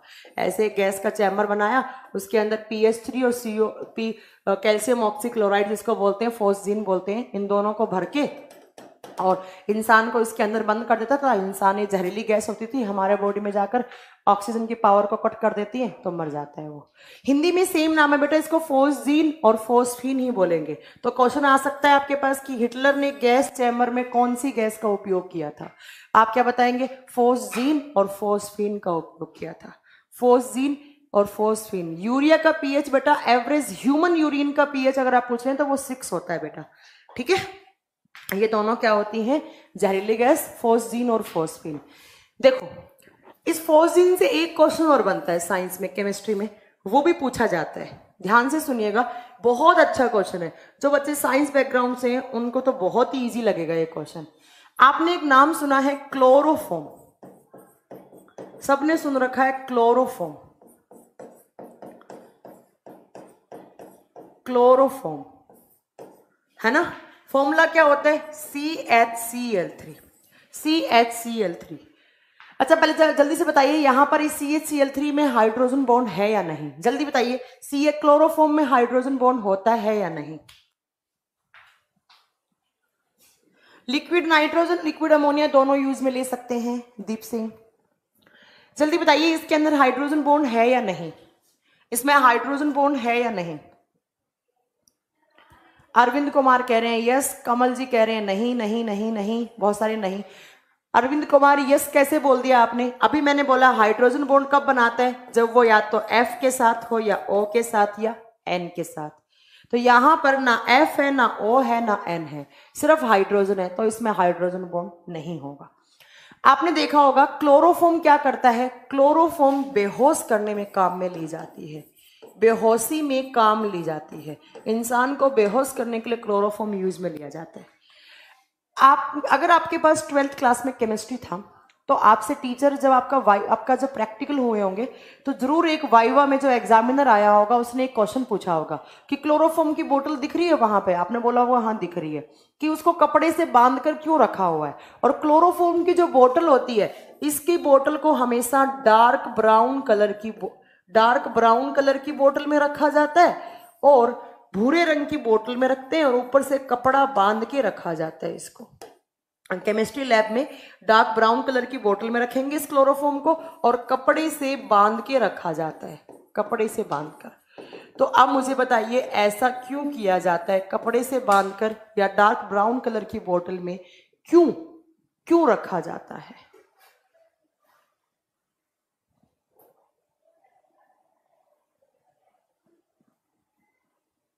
जल्दी बताइए क्यों रखा जाता है? जो क्लोरोफॉर्म होती है उसको डार्क ब्राउन कलर की बोतल में, हल्की भूरे मतलब गाढ़े भूरे रंग की बोतल में और ऊपर से इसको कपड़े से कवर करके बांधा जाता था। क्यों? हाँ, इसको ट्राइक्लोरोमीथेन कहते हैं, बिल्कुल सही बोला आपने। वो इसका आयुपिक नेम होता है। लाइट से छुपाकर क्या हो जाता है? देखो, जो आपकी क्लोरोफॉर्म है उसको हमने भूरे रंग की बोतल में और कपड़े से बांधकर रखा। क्यों रखा? क्योंकि अगर आपने क्लोरोफॉर्म को CHCl3 अगर आपने इसको कपड़े से बांधकर नहीं रखा तो ये ऑक्सीजन की प्रेजेंस में आ जाएगा, ये ऑक्सीजन की प्रेजेंस में आ जाएगा। और प्लस डार्क ब्राउन कलर की बोतल में नहीं रखा तो इसको क्या मिल जाएगा, सनलाइट मिल जाएगा। और जब क्लोरोफॉर्म को सनलाइट और ऑक्सीजन मिल जाता है तो ये क्लोरोफॉर्म क्या करती है, COCl2। अभी मैंने आपको बताया CaOCl2 ये बना देती है CaOCl2 बना देती है। और यही क्या होता है, तो ये CaOCl2 क्या होता है आपका, COCl2 क्या होता है आपका, फोस्जीन होता है। और फोस्जीन क्या होती है, एक टॉक्सिक गैस होती है, एक टॉक्सिक गैस होती है।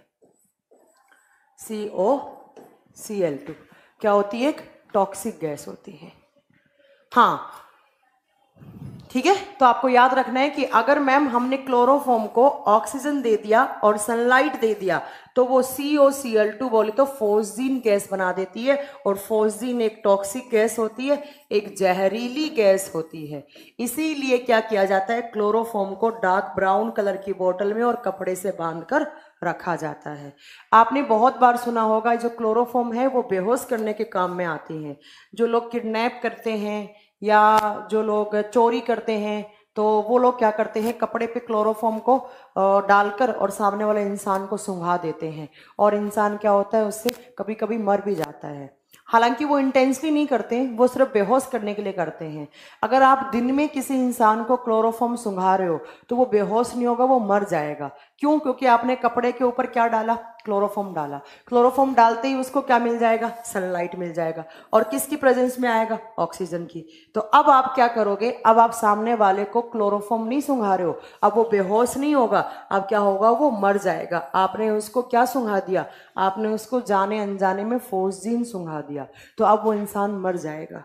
तो आपको याद रखना है फोस्फीन क्या होता है, तो फोस्फीन PH3 होता है, जबकि फोस्जीन COCl2 होता है। ये छोटा है, बड़ा लिख लेना, COCl2 होता है। और इन दोनों को हिटलर अपने गैस चैम्बर बनाकर इन दोनों गैस को यूज में लेकर, ये दोनों टॉक्सिक गैस होती है, और मार देता था। और एक क्लोरोफॉर्म क्या होता है, क्लोरोफॉर्म बेहोश करने में, इंसान को बेहोश करने में या थोड़ा मोड़ा मतलब कोई भी सर्जरी वर्जरी करना हो, छोटा मोटा सर्जरी करना हो, तब क्लोरोफॉर्म से बेहोश किया जाता है। बट अगर प्रॉपर पूरी सर्जरी करना हो तो एनेस्थेसिया का इंजेक्शन देना पड़ता है। तो क्लोरोफॉर्म क्या करते हैं, इसको डार्क ब्राउन कलर की बोतल में या कपड़े से बांधकर इसको रखा जाता था। क्यों, क्योंकि ये जब क्लोरोफॉर्म को आप ऑक्सीजन दे दोगे तो यहाँ पर COCl2 प्लस HCl बन जाएगा। जब इसको बैलेंस करोगे तो यहाँ पर हाफ O2 आएगा। तो इसने क्या बना दिया, COCl2, और COCl2 क्या है, फोस्जीन गैस है। तो ये दोनों तीनों बातें आपको याद रखनी है कि फोस्फीन पूछे तो PH3 होता है और PH3 में हाइड्रोजन बॉन्ड नहीं होता है। अगर फोस्जीन पूछे तो COCl2 होता है। ठीक है, COCl2 क्या, लैब में क्यों रखते हैं बेटा, लैब में बहुत सारे काम आता है, बहुत सारी चीजों में काम आता है। COCl2 अखिलेश अहिरार, COCl2 होता है, ये तो होता है ब्लीचिंग पाउडर। COCl2 होता है बेटा ब्लीचिंग पाउडर, ये तो ब्लीचिंग पाउडर होता है। CaOCl2 नहीं करना है, ठीक है, अखिलेश अहिरवार। ठीक है, अगर आपसे COCl2 पूछे तो वो ब्लीचिंग पाउडर होता है, वो विरंजक चूर्ण होता है। बट अगर COCl2 पूछेगा तो बेटा वो क्या होगा, वो आपको बताना है, वो फोस्जीन होगा। सोमेटोसिन भी बोलते हैं, सोमेटोट्रोपिक भी बोलते हैं। ठीक है, चलिए नेक्स्ट देखिए, नेक्स्ट आपका एक यूरिया से क्वेश्चन आता है। यूरिया का फॉर्मूला क्या होता है, यूरिया का फॉर्मूला होता है मैम NH2CO NH2।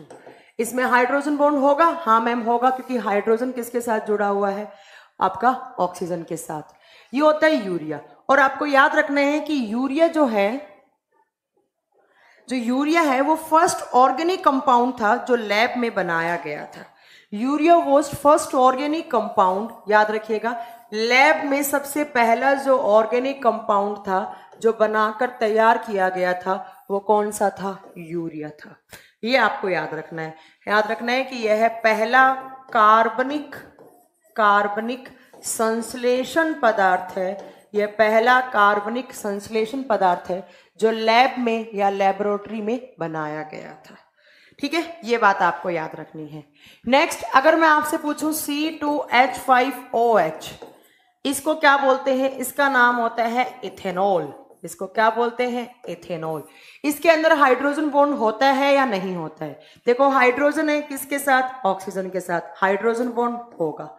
इथेनॉल क्या होती है? इथेनॉल ड्रिंकिंग एल्कोहल होती है, पीने वाली शराब होती है। ड्रिंकिंग शराब, पीने वाली एल्कोहल होती है। दूसरा, इसका नाम होता है, इसको स्प्रिट भी कहा जाता है। इसको स्प्रिट भी कहा जाता है। इसको स्प्रिट भी कहा जाता है। तो यहां पर भी आपका हाइड्रोजन बॉन्ड होगा। यहां पर भी आपका हाइड्रोजन बॉन्ड होगा। एक ये तो होता है इथेनॉल। अगर पूछे मिथेनॉल क्या होता है, वो होता है CH3OH। इसमें भी हाइड्रोजन बॉन्ड होगा मैम। क्यों होगा? क्योंकि ऑक्सीजन किसके साथ है? हाइड्रोजन के साथ है।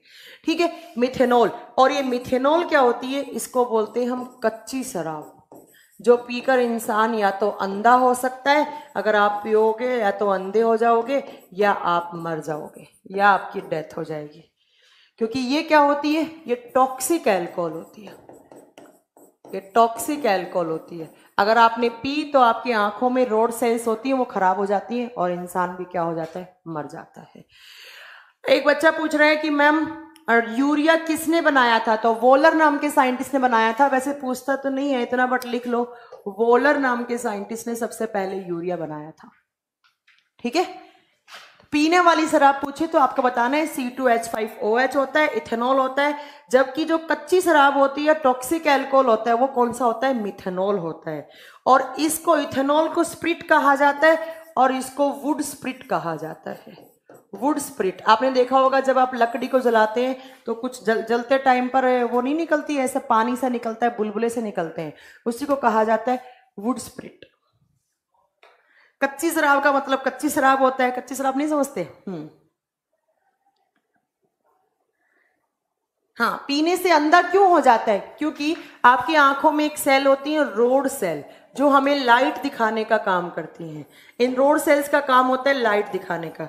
और जैसे ही आपका ये मिथेनॉल गया इसके पास, तो ये रोड सेल्स डैमेज हो जाती है, आपको लाइट नहीं दिखता है, आपको दिखना बंद हो जाता है। टॉक्सिक का मतलब होता है जहरीला।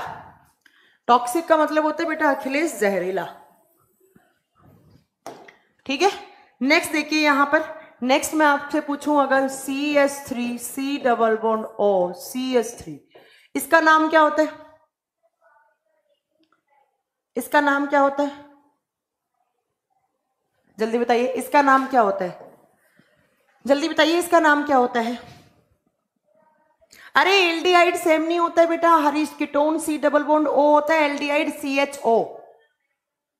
जल्दी बताइए, इसका नाम क्या होता है?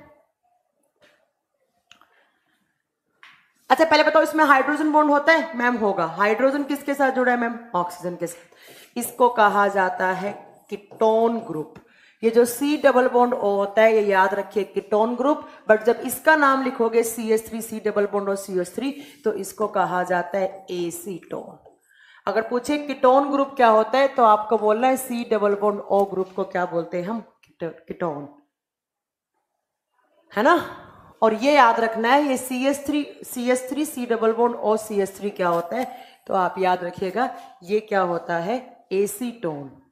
CH3 C double bond O CH3, इसका नाम पूछा जाए तो आप बताएंगे ये क्या होता है? एसीटोन। और इसमें हाइड्रोजन बॉन्ड होता है। ये काम क्या होता है? तो ये काम आता है nail paint remover. Nail paint remover, as a nail paint remover. जो नेल पॉलिश है उसको हटाने के लिए क्या यूज किया जाता है? तो एसीटोन यूज किया जाता है। इसको नेल पेंट रिमूवर कहा जाता है। दूसरा, ये नशा करने में भी काम आता है। इससे ज्यादा सूंघ लोगे, ज्यादा देर तक सूंघने से इंसान बेहोश भी हो सकता है। हाँ, कीटोन इसको नहीं, ketone C double bond O group को बोलते हैं। डबल बॉन्ड O ग्रुप क्या होता है? कीटोन। तो जब आपने इसको जोड़ दिया तो क्या बन गया? ये एसीटोन। इसका दूसरा नाम बेटा, इसको थीनर नाम से भी जानते हैं। हमारे घरों में जब हम पेंट लेकर आते हैं तो क्या उसको पतला करते हैं हम, है ना, गाढ़ा हो जाता है, पतला करते हैं। पतला किससे करते हैं? थीनर से करते हैं। दिल्ली में बहुत सारे लोग इसको नशा करने में काम लेते हैं। दिल्ली में ये फेमस है सॉल्यूशन नाम से। सॉल्यूशन 5-5, 10-10 रुपए की पुड़िया आती रहती हैं, ठीक है, उससे लोग इसको पीकर नशा करते हैं।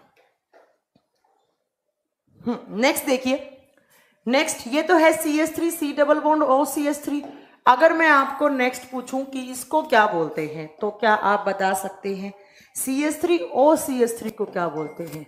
CH3 OCH3 इसका नाम क्या होता है? जल्दी से बताएं, इसका क्या नाम होता है?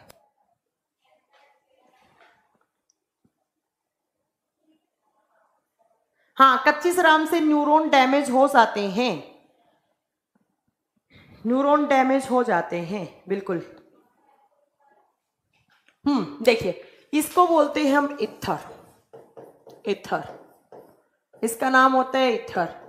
जब आप डेंटिस्ट के पास जाते हो, जब आप डेंटिस्ट आपके दांत में एक इंजेक्शन लगाता है, आपके दांत में कीड़ा लगा हुआ, उस कीड़े को रिमूव करने के लिए कुछ देर के आपके एक पार्ट को, इधर के पार्ट को बेहोश करता है, तो जो डॉक्टर एनेस्थीसिया देते हैं उसको कहा जाता है डेंटिस्ट एनेस्थीसिया। तो ये कहाँ काम आता है? ये डेंटिस्ट एनेस्थीसिया में काम आता है। जो दांतों वाले डॉक्टर होते हैं वो किसको यूज में लेते हैं? वो नाइट्रस ऑक्साइड को यूज में लेते हैं। हाँ, RCT जब आप करवाते हैं, रूट कैनाल टीथ में जो भी रूट कैनाल ट्रीटमेंट करवाते हैं, उसमें ये काम आता है। तब देखिए आपको कैसे कैसे एग्जाम में क्वेश्चन मिलेंगे। आपको पूछेगा जब डॉक्टर बेहोश करने के लिए काम में लेता है तो वो कौन से केमिकल को या किसको यूज में लेता है? आप बताएंगे नाइट्रस ऑक्साइड को। आपसे पूछे टांके लगाने में, जैसे टांका नहीं लगता, आपकी सर्जरी होती है, टांके लगे और टांके खुलते हैं, उस टाइम पर आपको जब बेहोश किया जाता है, स्टिचिंग के टाइम पर या प्रॉपर बेहोश करना है तो वो किससे किया जाता है? वो इथर से किया जाता है। वो एनेस्थीसिया इंजेक्शन दिया जाता है और एनेस्थीसिया इंजेक्शन में क्या होता है? इथर का अमाउंट ज्यादा होता है। साइड होता है वो क्या होता है में पूछे जाते हैं, आपको याद रखने हैं। नाइट्रस ऑक्साइड होती है लाफिंग गैस। नाइट्रस ऑक्साइड क्या? Laughing gas. बेटा कीटोन, कीटोन एक का फॉर्मूला नहीं होता, कीटोन एक ग्रुप होता है, ग्रुप का नाम होता है। जैसे एल्डिहाइड ग्रुप होता है, कार्बोक्सिलिक ग्रुप होता है, वैसे ग्रुप होता है, ठीक है। तो डबल बॉन्ड O ग्रुप को कीटोन बोलते हैं।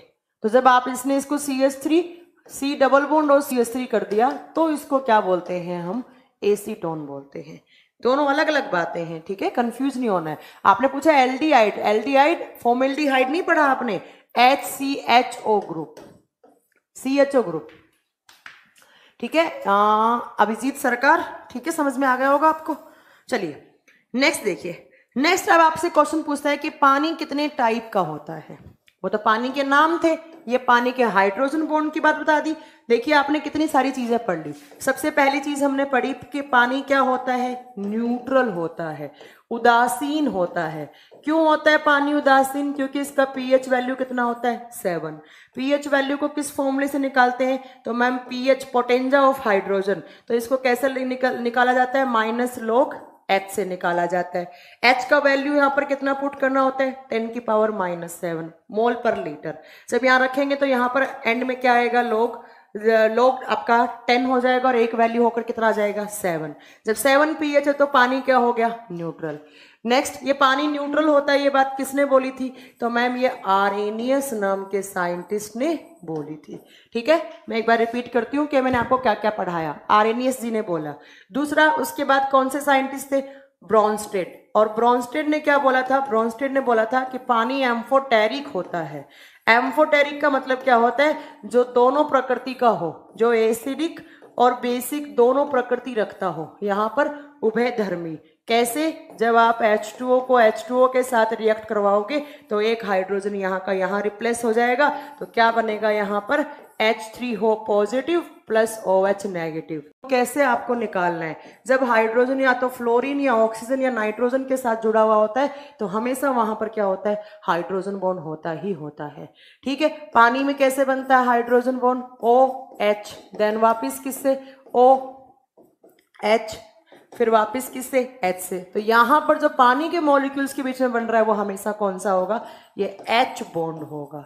और पानी को कैसे लिखा जाता है? तो मैम ऑक्सीजन HH। ये क्या होता है? पार्शियली नेगेटिव चार्ज, ये पॉजिटिव, ये पॉजिटिव। एक पोल पॉजिटिव वाला हो गया, एक पोल नेगेटिव वाला हो गया।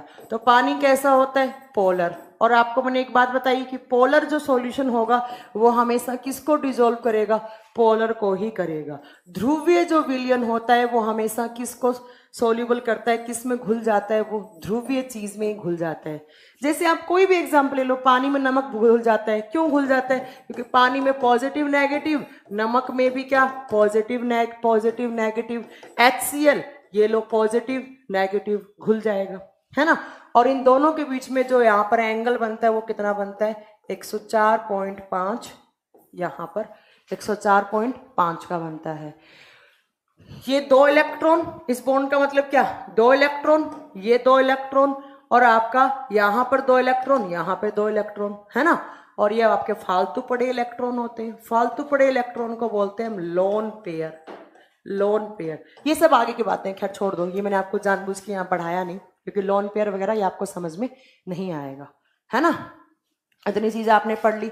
उसके बाद मैंने बोला कि पानी एक तो एंगुलर है, दूसरा पानी क्या है? पोलर। दोनों प्रॉपर्टी होने की वजह से पानी क्या बन गया? तो पानी इज ए यूनिवर्सल सॉल्वेंट। और यूनिवर्सल सॉल्वेंट का मतलब क्या होता है मैम? पानी एक सर्वविलायक है। पानी क्या है? एक सर्वविलायक है, सब कुछ घोल देने वाला होता है, ठीक है। उसके बाद मैंने बताया 3-4 एग्जाम्पल दिए कि PH3 क्या होता है, इसको बोलना है फोस्फीन। COCl2 क्या होता है? फोस्जीन होता है। CH3C डबल बॉन्ड और CH3 क्या होता है? नेल पेंट रिमूवर होता है। CH3O क्या होता है? ईथर होता है, ये एनेस्थेसिया के इंजेक्शन में होता है। NH3 क्या होता है? अमोनिया होता है। और फ्रेश यूरिन में जो स्मेल होती है वो किसकी वजह से होती है? अमोनिया में। NH2CO क्या होता है मैम? ये तो यूरिया है, और यूरिया फर्स्ट ऑर्गेनिक कंपाउंड है जो लैब में बनाया गया, है ना। हाँ, PPM बताऊंगी, सोनू कुमार रुक जाइए, सब बताऊंगी मैं, PPM बताऊंगी, वाटर PPM बताऊंगी, रुक जाइए, ठीक है।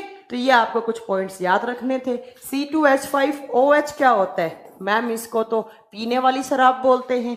और CH3OH क्या होता है? ये अंधा करने वाली या टॉक्सिक शराब होती है। ये सब आपको कुछ बातें याद रखनी है, ठीक है। पानी के नाम कितने होते हैं? तो मैम पानी के 2 नाम होते हैं। कैसे? तो मैम आपने बताया था, ऑक्सीजन पे कैसा?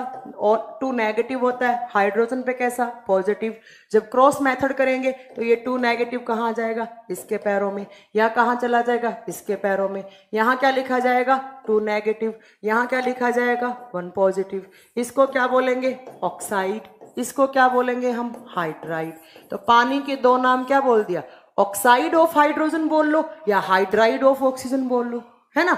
ऑक्साइड किसका हो जाएगा? एक बार इसका कर दो, एक बार इसका कर दो, तो इसका जब करेंगे तो हाइड्राइड ऑफ ऑक्सीजन हो जाएगा, और ऑक्साइड ऑफ क्या हो जाएगा? हाइड्रोजन हो जाएगा। तो ये पानी के 2 नाम हो गए। अब बात आती है कि पानी कितने टाइप का होता है। पानी कितने टाइप का? तो लिखिए 3 types of water. 3 types of water. पानी 3 प्रकार का होता है। पानी 3 प्रकार का होता है। कौन कौन सा? सबसे पहला लिखिए 1 नंबर लगा के, सॉफ्ट वाटर। सॉफ्ट वाटर, और हिंदी मीडियम वाले बच्चे इसको लिखेंगे मृदु जल। सॉफ्ट वाटर, मृदु जल। दूसरा आपको लिखना है यहां पर हार्ड वाटर, और हिंदी मीडियम वाले बच्चे लिखेंगे कठोर जल। कठोर जल। 2 नंबर हो गया आपका हार्ड वाटर, और 3 नंबर पे आपको लिखना है हैवी वाटर। हैवी वाटर, और हिंदी में बोलते हैं इसको भारी जल। तो पानी कितने प्रकार का? पानी 3 प्रकार का। कौन कौन सा? सॉफ्ट वाटर, ठीक है, सॉफ्ट वाटर। टीयर गैस, बेटा टीयर गैस आगे बताऊंगी। क्लोरोपिक्रिन होती है, एसिटोक्लोरोफेनॉन होता है। टीयर गैस पे भी बात नहीं करेंगे, वो आगे बताऊंगी, जब कार्बन वाला चैप्टर करवाऊंगी गौरव तब बताऊंगी। एक बार बता देती हूँ मैं, क्लोरोपिक्रिन होता है, अल्फा एसिटोक्लोरोफेन होता है, ये टीयर गैसेस होती है, यहां पे नहीं पढ़नी है आपको, ठीक है। दिमाग में ये क्वेश्चन फिट कर लो, देखो कैसे कैसे क्वेश्चन। पानी कैसा होता है? न्यूट्रल होता है। पानी क्या होता है? एम्फोटेरिक होता है। पानी क्या होता है? एंगुलर होता है। पानी क्या होता है? पोलर होता है। ये चारों क्वेश्चन आपसे एग्जाम में पूछेगा कि पानी, भैया पानी की क्या क्या क्वालिटी होती है, ये आपको बताना पड़ेगा। पानी के जो हाइड्रोजन होते हैं, ऑक्सीजन होता है, ऑक्सीजन पे नेगेटिव होता है, नीचे हाइड्रोजन होता है, तो ये आपस में शेयरिंग से कोवलेंट बॉन्ड बनाते हैं। बट H2O के बीच में हमेशा कोवलेंट बॉन्ड बनता है। ये सारे क्वेश्चन आते हैं, मैं ऐसे नहीं लिखवा रही हूँ, मैं चाहे थ्योरी पढ़ा रही हूँ, पर क्वेश्चन बन के ऐसे ही आएंगे। ठीक है, चलिए। तो एक हो गया सॉफ्ट वाटर, एक हो गया हार्ड वाटर, एक हो गया हैवी वाटर। अब सबसे पहला सॉफ्ट वाटर, जिसको बोलते हैं मृदु जल, या इसको कहा जाता है मीठा पानी। इसको बोला जाता है मीठा पानी, और इसको बोला जाता है खारा पानी। खारा पानी आपने समझते होंगे, राजस्थान वगैरह साइड में ज्यादा होता है। देखो सॉफ्ट वाटर क्या होता है, आप कपड़े धो रहे हो, आप कपड़े धो रहे हो, ये आपका पानी है। कपड़े धोने के लिए आपको क्या चाहिए? या तो साबुन चाहिए या सर्फ चाहिए। आपने इस कपड़े के ऊपर साबुन लगाया, सर्फ लगाया, साबुन सर्फ जैसे ही लगाया तो यहाँ पर बहुत सारे झाग मिलेंगे, आपको फोम मिलेगा, बहुत सारा फोम, या आप लिख सकते हो लेदर मिलेगा। ऐसा पानी जो साबुन या सर्फ के साथ झाग दे, जो झाग फोम करे, तो उसको क्या बोला जाता है? सॉफ्ट वाटर कहा जाता है। ठीक है, ये आपको याद रखना है। सॉफ्ट वाटर क्या होता है? ऐसा पानी जो साबुन के साथ या सर्फ के साथ, डिटर्जेंट के साथ फोम करे, फोम दे। फोम का मतलब होता है झाग, या लेदर फोम करे, आप क्या बोलेंगे? उसको सॉफ्ट वाटर बोलेंगे। तो सॉफ्ट वाटर क्या होगा? ऐसा पानी जो डिटर्जेंट के साथ या सोप के साथ क्या दे? झाग दे। झाग दे उसको क्या बोलेंगे हम? उसको झाग क्या देंगे हम? झाग देते क्या बोल देंगे उसको? मीठा पानी बोल देंगे। ठीक है, अब आइए हार्ड वाटर। आप लाए साबुन, आप साबुन लाए और एक कपड़ा है आपका, इसके ऊपर आपने साबुन रगड़ी, यहां पर से कोई भी झाग नहीं बने, मैंने क्रॉस का चिन्ह लगा दिया, यहां झाग नहीं बने। तो जो ऐसा पानी जो साबुन या डिटर्जेंट के साथ झाग फॉर्म ना करे या लेदर फॉर्म ना करे, उसको हम क्या बोलते हैं? उसको हम हार्ड वाटर या कठोर जल कहते हैं। सबसे पहला क्वेश्चन हो गया क्या? कि मीठा पानी हमेशा झाग देता है, किसके साथ? साबुन या डिटर्जेंट के साथ। बट हार्ड वाटर कभी भी झाग नहीं देता। हैवी वाटर एक बार भूल जाओ, बाद की बात है, पहले हम इन दोनों को देखेंगे, उसके बाद हम हैवी वाटर देखेंगे। अब मैम सॉफ्ट वाटर चलो काम में आ गया, समझ में आ गया। हार्ड वाटर ने झाग क्यों नहीं दिया? हार्ड वाटर ने झाग क्यों नहीं दिया? क्योंकि हार्ड वाटर में क्या थी? कुछ इम्प्योरिटीज थी। अब बात आती है कि हार्ड वाटर होता क्या है, कठोर जल होता क्या है, कठोर जल क्या होता है? तो पहला तो हमने क्या बताया? ऐसा पानी जो क्या ना दे? जो लेदर ना दे, जो झाग ना दे, झाग ना दे। ठीक है, अब इसको हमने हार्ड वाटर क्यों बोला? दूसरा रीजन क्या है?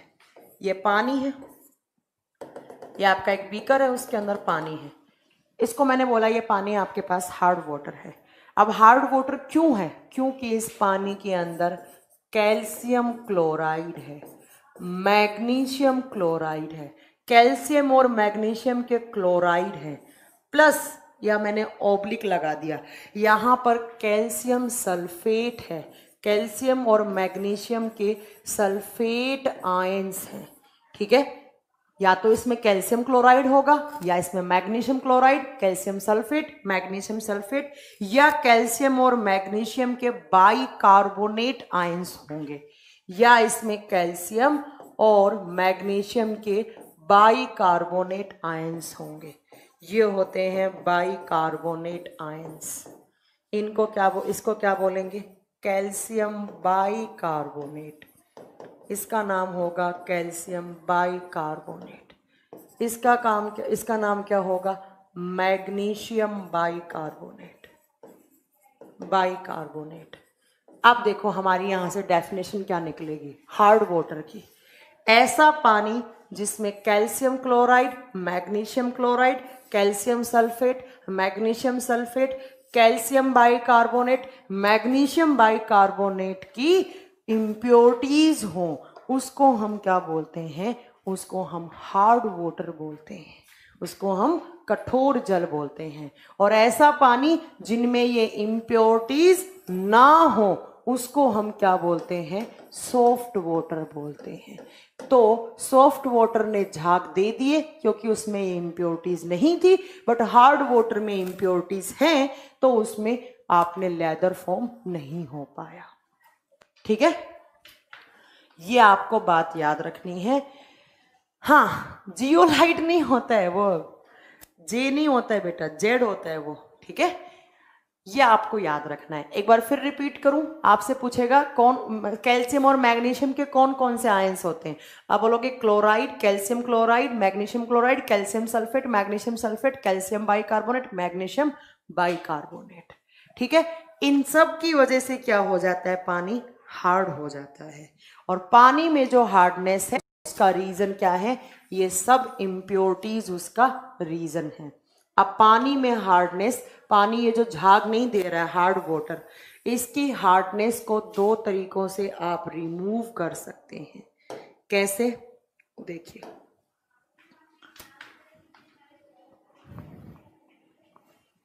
हार्ड वाटर में जो हार्डनेस है वो दो टाइप की होती है। एक होती है टेम्परेरी हार्डनेस, एक होती है टेम्परेरी हार्डनेस। हार्डनेस का मतलब समझ गए, इम्प्योरिटीज।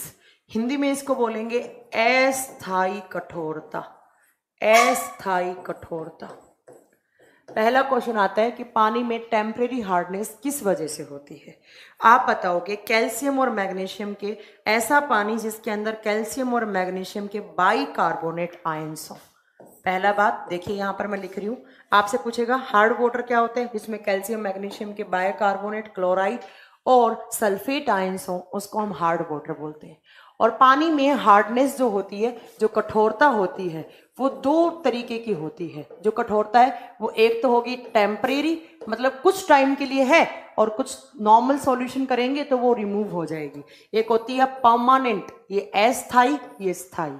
टेम्परेरी हार्डनेस वाला पानी किसको बोलेंगे, ये पानी है, इस पानी के अंदर कैल्शियम और मैग्नीशियम के बाइकार्बोनेट्स हैं, बाइकार्बोनेट HCO3। तो इस पानी को मैं क्या बोलूंगी, इस पानी को मैं टेम्परेरी हार्डनेस वाला पानी बोलूंगी।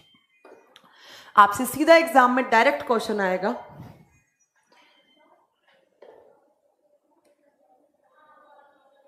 आपसे सीधा एग्जाम में क्वेश्चन पूछा जाएगा कि पानी के अंदर जो टेम्परेरी हार्डनेस है वो कौन कौन से इम्प्योरिटीज की वजह से होती है। आप बताएंगे कैल्शियम और मैग्नीशियम के बाइकार्बोनेट की वजह से होती है। अब इसका उपाय क्या है, इसका क्योर क्या है, इसका उपाय मतलब इसको प्योर कैसे कर सकते हैं, इसकी टेम्परेरी हार्डनेस को आप रिमूव कैसे कर सकते हैं। तो पहला, गर्म करने से। इसका पहला उपाय क्या है, इसका पहला उपाय है आप इसको गर्म कर दो। गर्म करने पर, अब मैम गर्म करने पर ऐसा क्या हो जाएगा, देखो जैसे ही आपने इस पानी को गर्म किया जिसमें बाइकार्बोनेट आयंस हैं, CO3, यहां से कौन सी गैस रिलीज होगी, CO2, यहां से भी कौन सी गैस, CO2। और ये जो कैल्शियम मैग्नीशियम है ये हैवी होकर कहाँ जाएंगे, यहाँ पेंडे में इकट्ठे हो जाएंगे। कैल्शियम मैग्नीशियम की इम्प्योरिटीज नीचे आ जाएंगी हैवी होकर, CO2 गैस क्या होगी, बाहर चली जाएगी, और ये पानी क्या हो जाएगा, इसकी हार्डनेस क्या हो जाएगी, रिमूव हो जाएगी।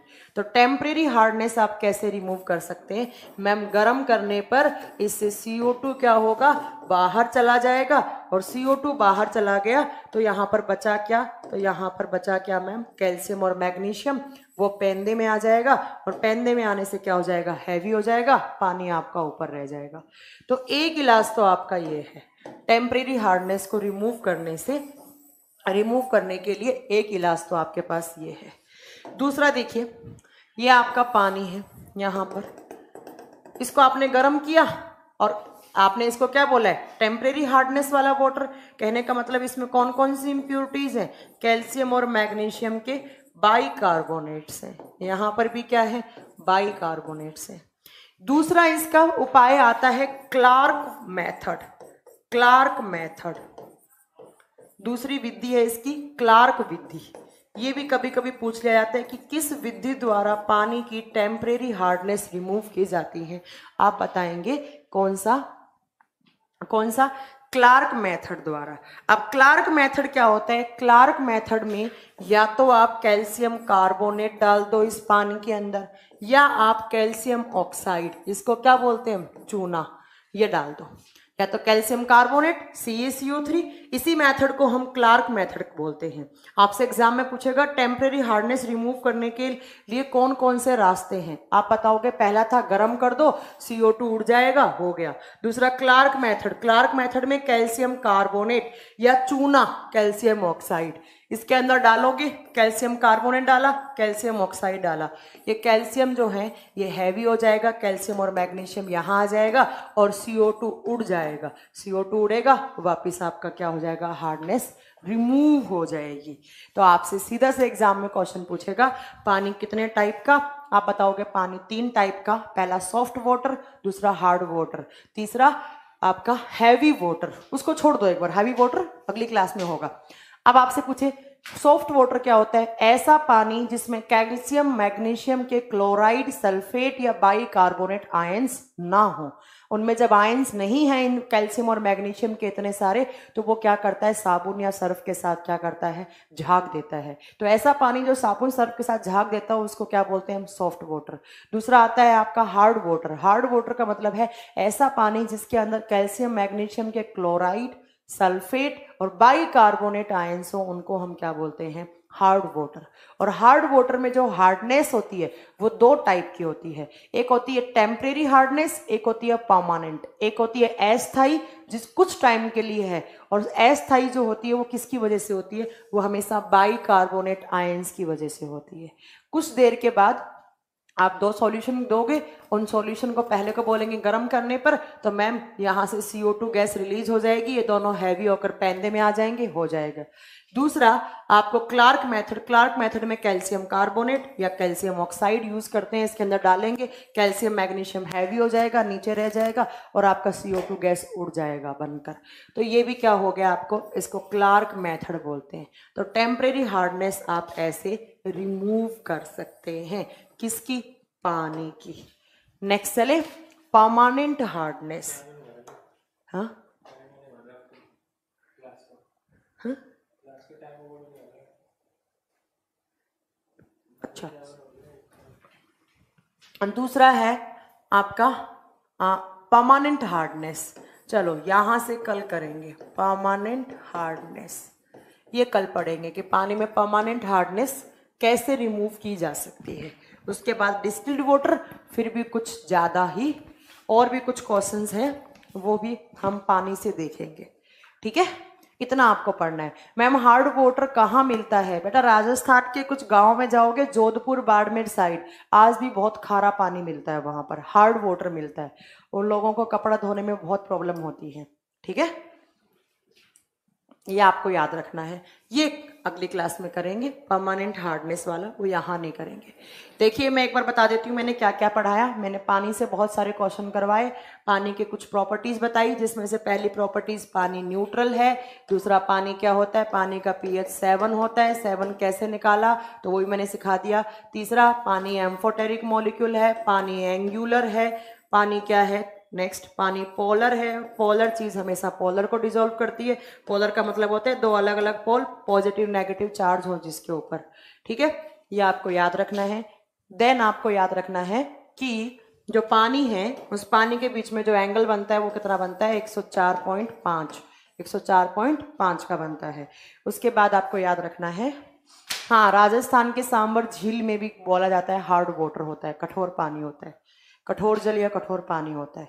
उसके बाद मैंने आपको पढ़ाया कि हाइड्रोजन, पानी के बीच में जो हाइड्रोजन और ऑक्सीजन है, ऑक्सीजन के ऊपर 2 नेगेटिव होते हैं, यहाँ पर पॉजिटिव होता है, 2 हाइड्रोजन जुड़ेंगे, इसके पास 6 की कमी, इसके पास 2 की कमी, तो ये कौन सा बैंड, कोवलेंट बॉन्ड बनाते हैं। और कोवलेंट बॉन्ड कब बनता है, सांझे से या शेयरिंग से बनता है, ठीक है। हार्ड वाटर को सॉफ्ट वाटर करने से क्या फायदा होता है बेटा, हार्ड वाटर जो है वो ना तो पी पाओगे आप, बहुत खारा लगेगा आपको पीने में, ना ही उससे कपड़े धो पाएंगे आप, तो क्या करेंगे फिर उसको सॉफ्ट वाटर में कन्वर्ट करना पड़ेगा। मैम 240 का ऑप्शन नहीं आ रहा है ऑफलाइन में, अरे भैया 240 जो चल रहा है वो 240 में ही चल रहा है, बाकी सारे ऑप्शन हैं आपके पास।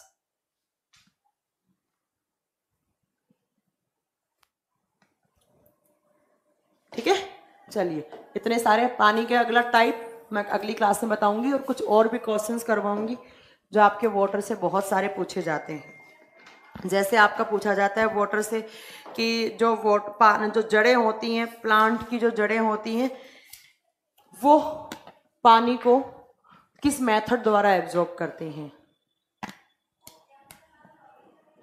हाँ बिल्कुल, NH2 अभिजीत सरकार, तो NH2 में नाइट्रोजन आ तो गया, नाइट्रोजन NH3 में नाइट्रोजन आ तो गया। मैपिंग पढ़ाया जाएगा ज्योग्राफी में। एम्फीबियंस एंड रेप्टाइल्स के बीच में डिफरेंस क्या होता है दीपक यादव? जो रेप्टाइल्स होते हैं उनका रेस्पिरेटरी ऑर्गन होता है लंग्स, वो लंग्स से सांस लेते हैं, जबकि एम्फीबियंस जो होते हैं वो किससे सांस ले सकते हैं? वो जब पानी में होते हैं तो वो स्किन से सांस लेते हैं, और धरती में होते हैं तो वो लंग्स से सांस लेते हैं। ठीक है, नेक्स्ट, जो रेप्टाइल्स होते हैं उनको रिप्रोडक्शन करने के लिए पानी का रिक्वायरमेंट होता है, जबकि एम्फीबियंस के लिए ऐसा नहीं होता है।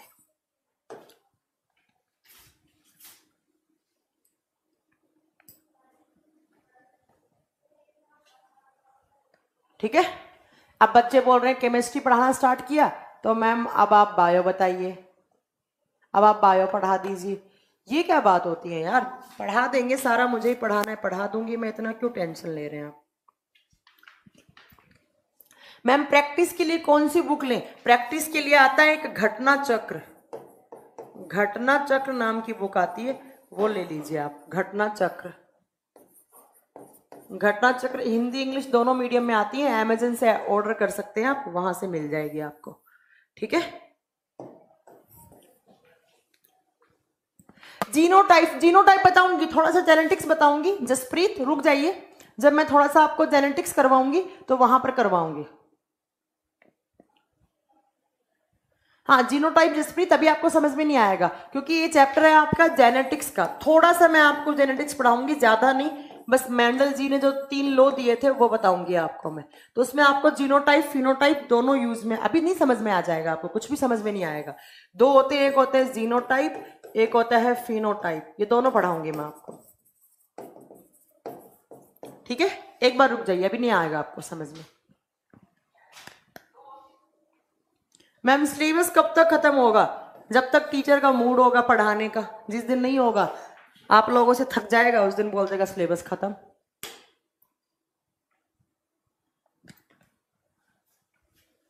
ग्रुप डी के लिए कोई बुक नहीं, आप इतना पढ़ लो, ग्रुप डी बहुत इजीली निकल जाएगा आपका। हाँ मिल जाएगा, बिल्कुल मिल जाएगा रविपाल।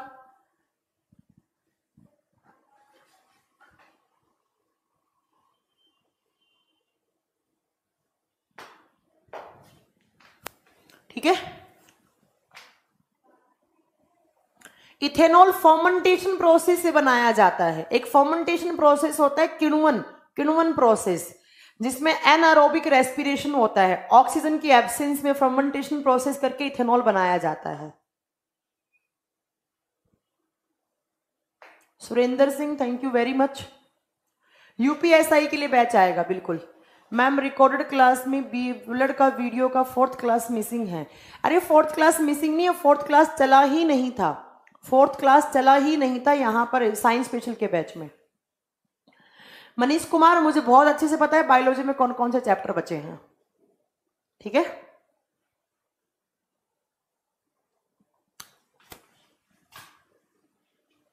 हम जो पानी पीते हैं ना बेटा, वो पीते हैं हम मिनरल वाटर, और मिनरल वाटर का पीएच होता है 6.2 या 6.5 वाला। ठीक है, इसलिए उसके अंदर क्या रहती है, उसके अंदर इम्प्योर, इसके अंदर पॉजिटिव चार्ज होता है, इसलिए कंडक्ट कर सकता है वो। चलिए अब मिलेंगे अगली क्लास में, थैंक यू वेरी मच।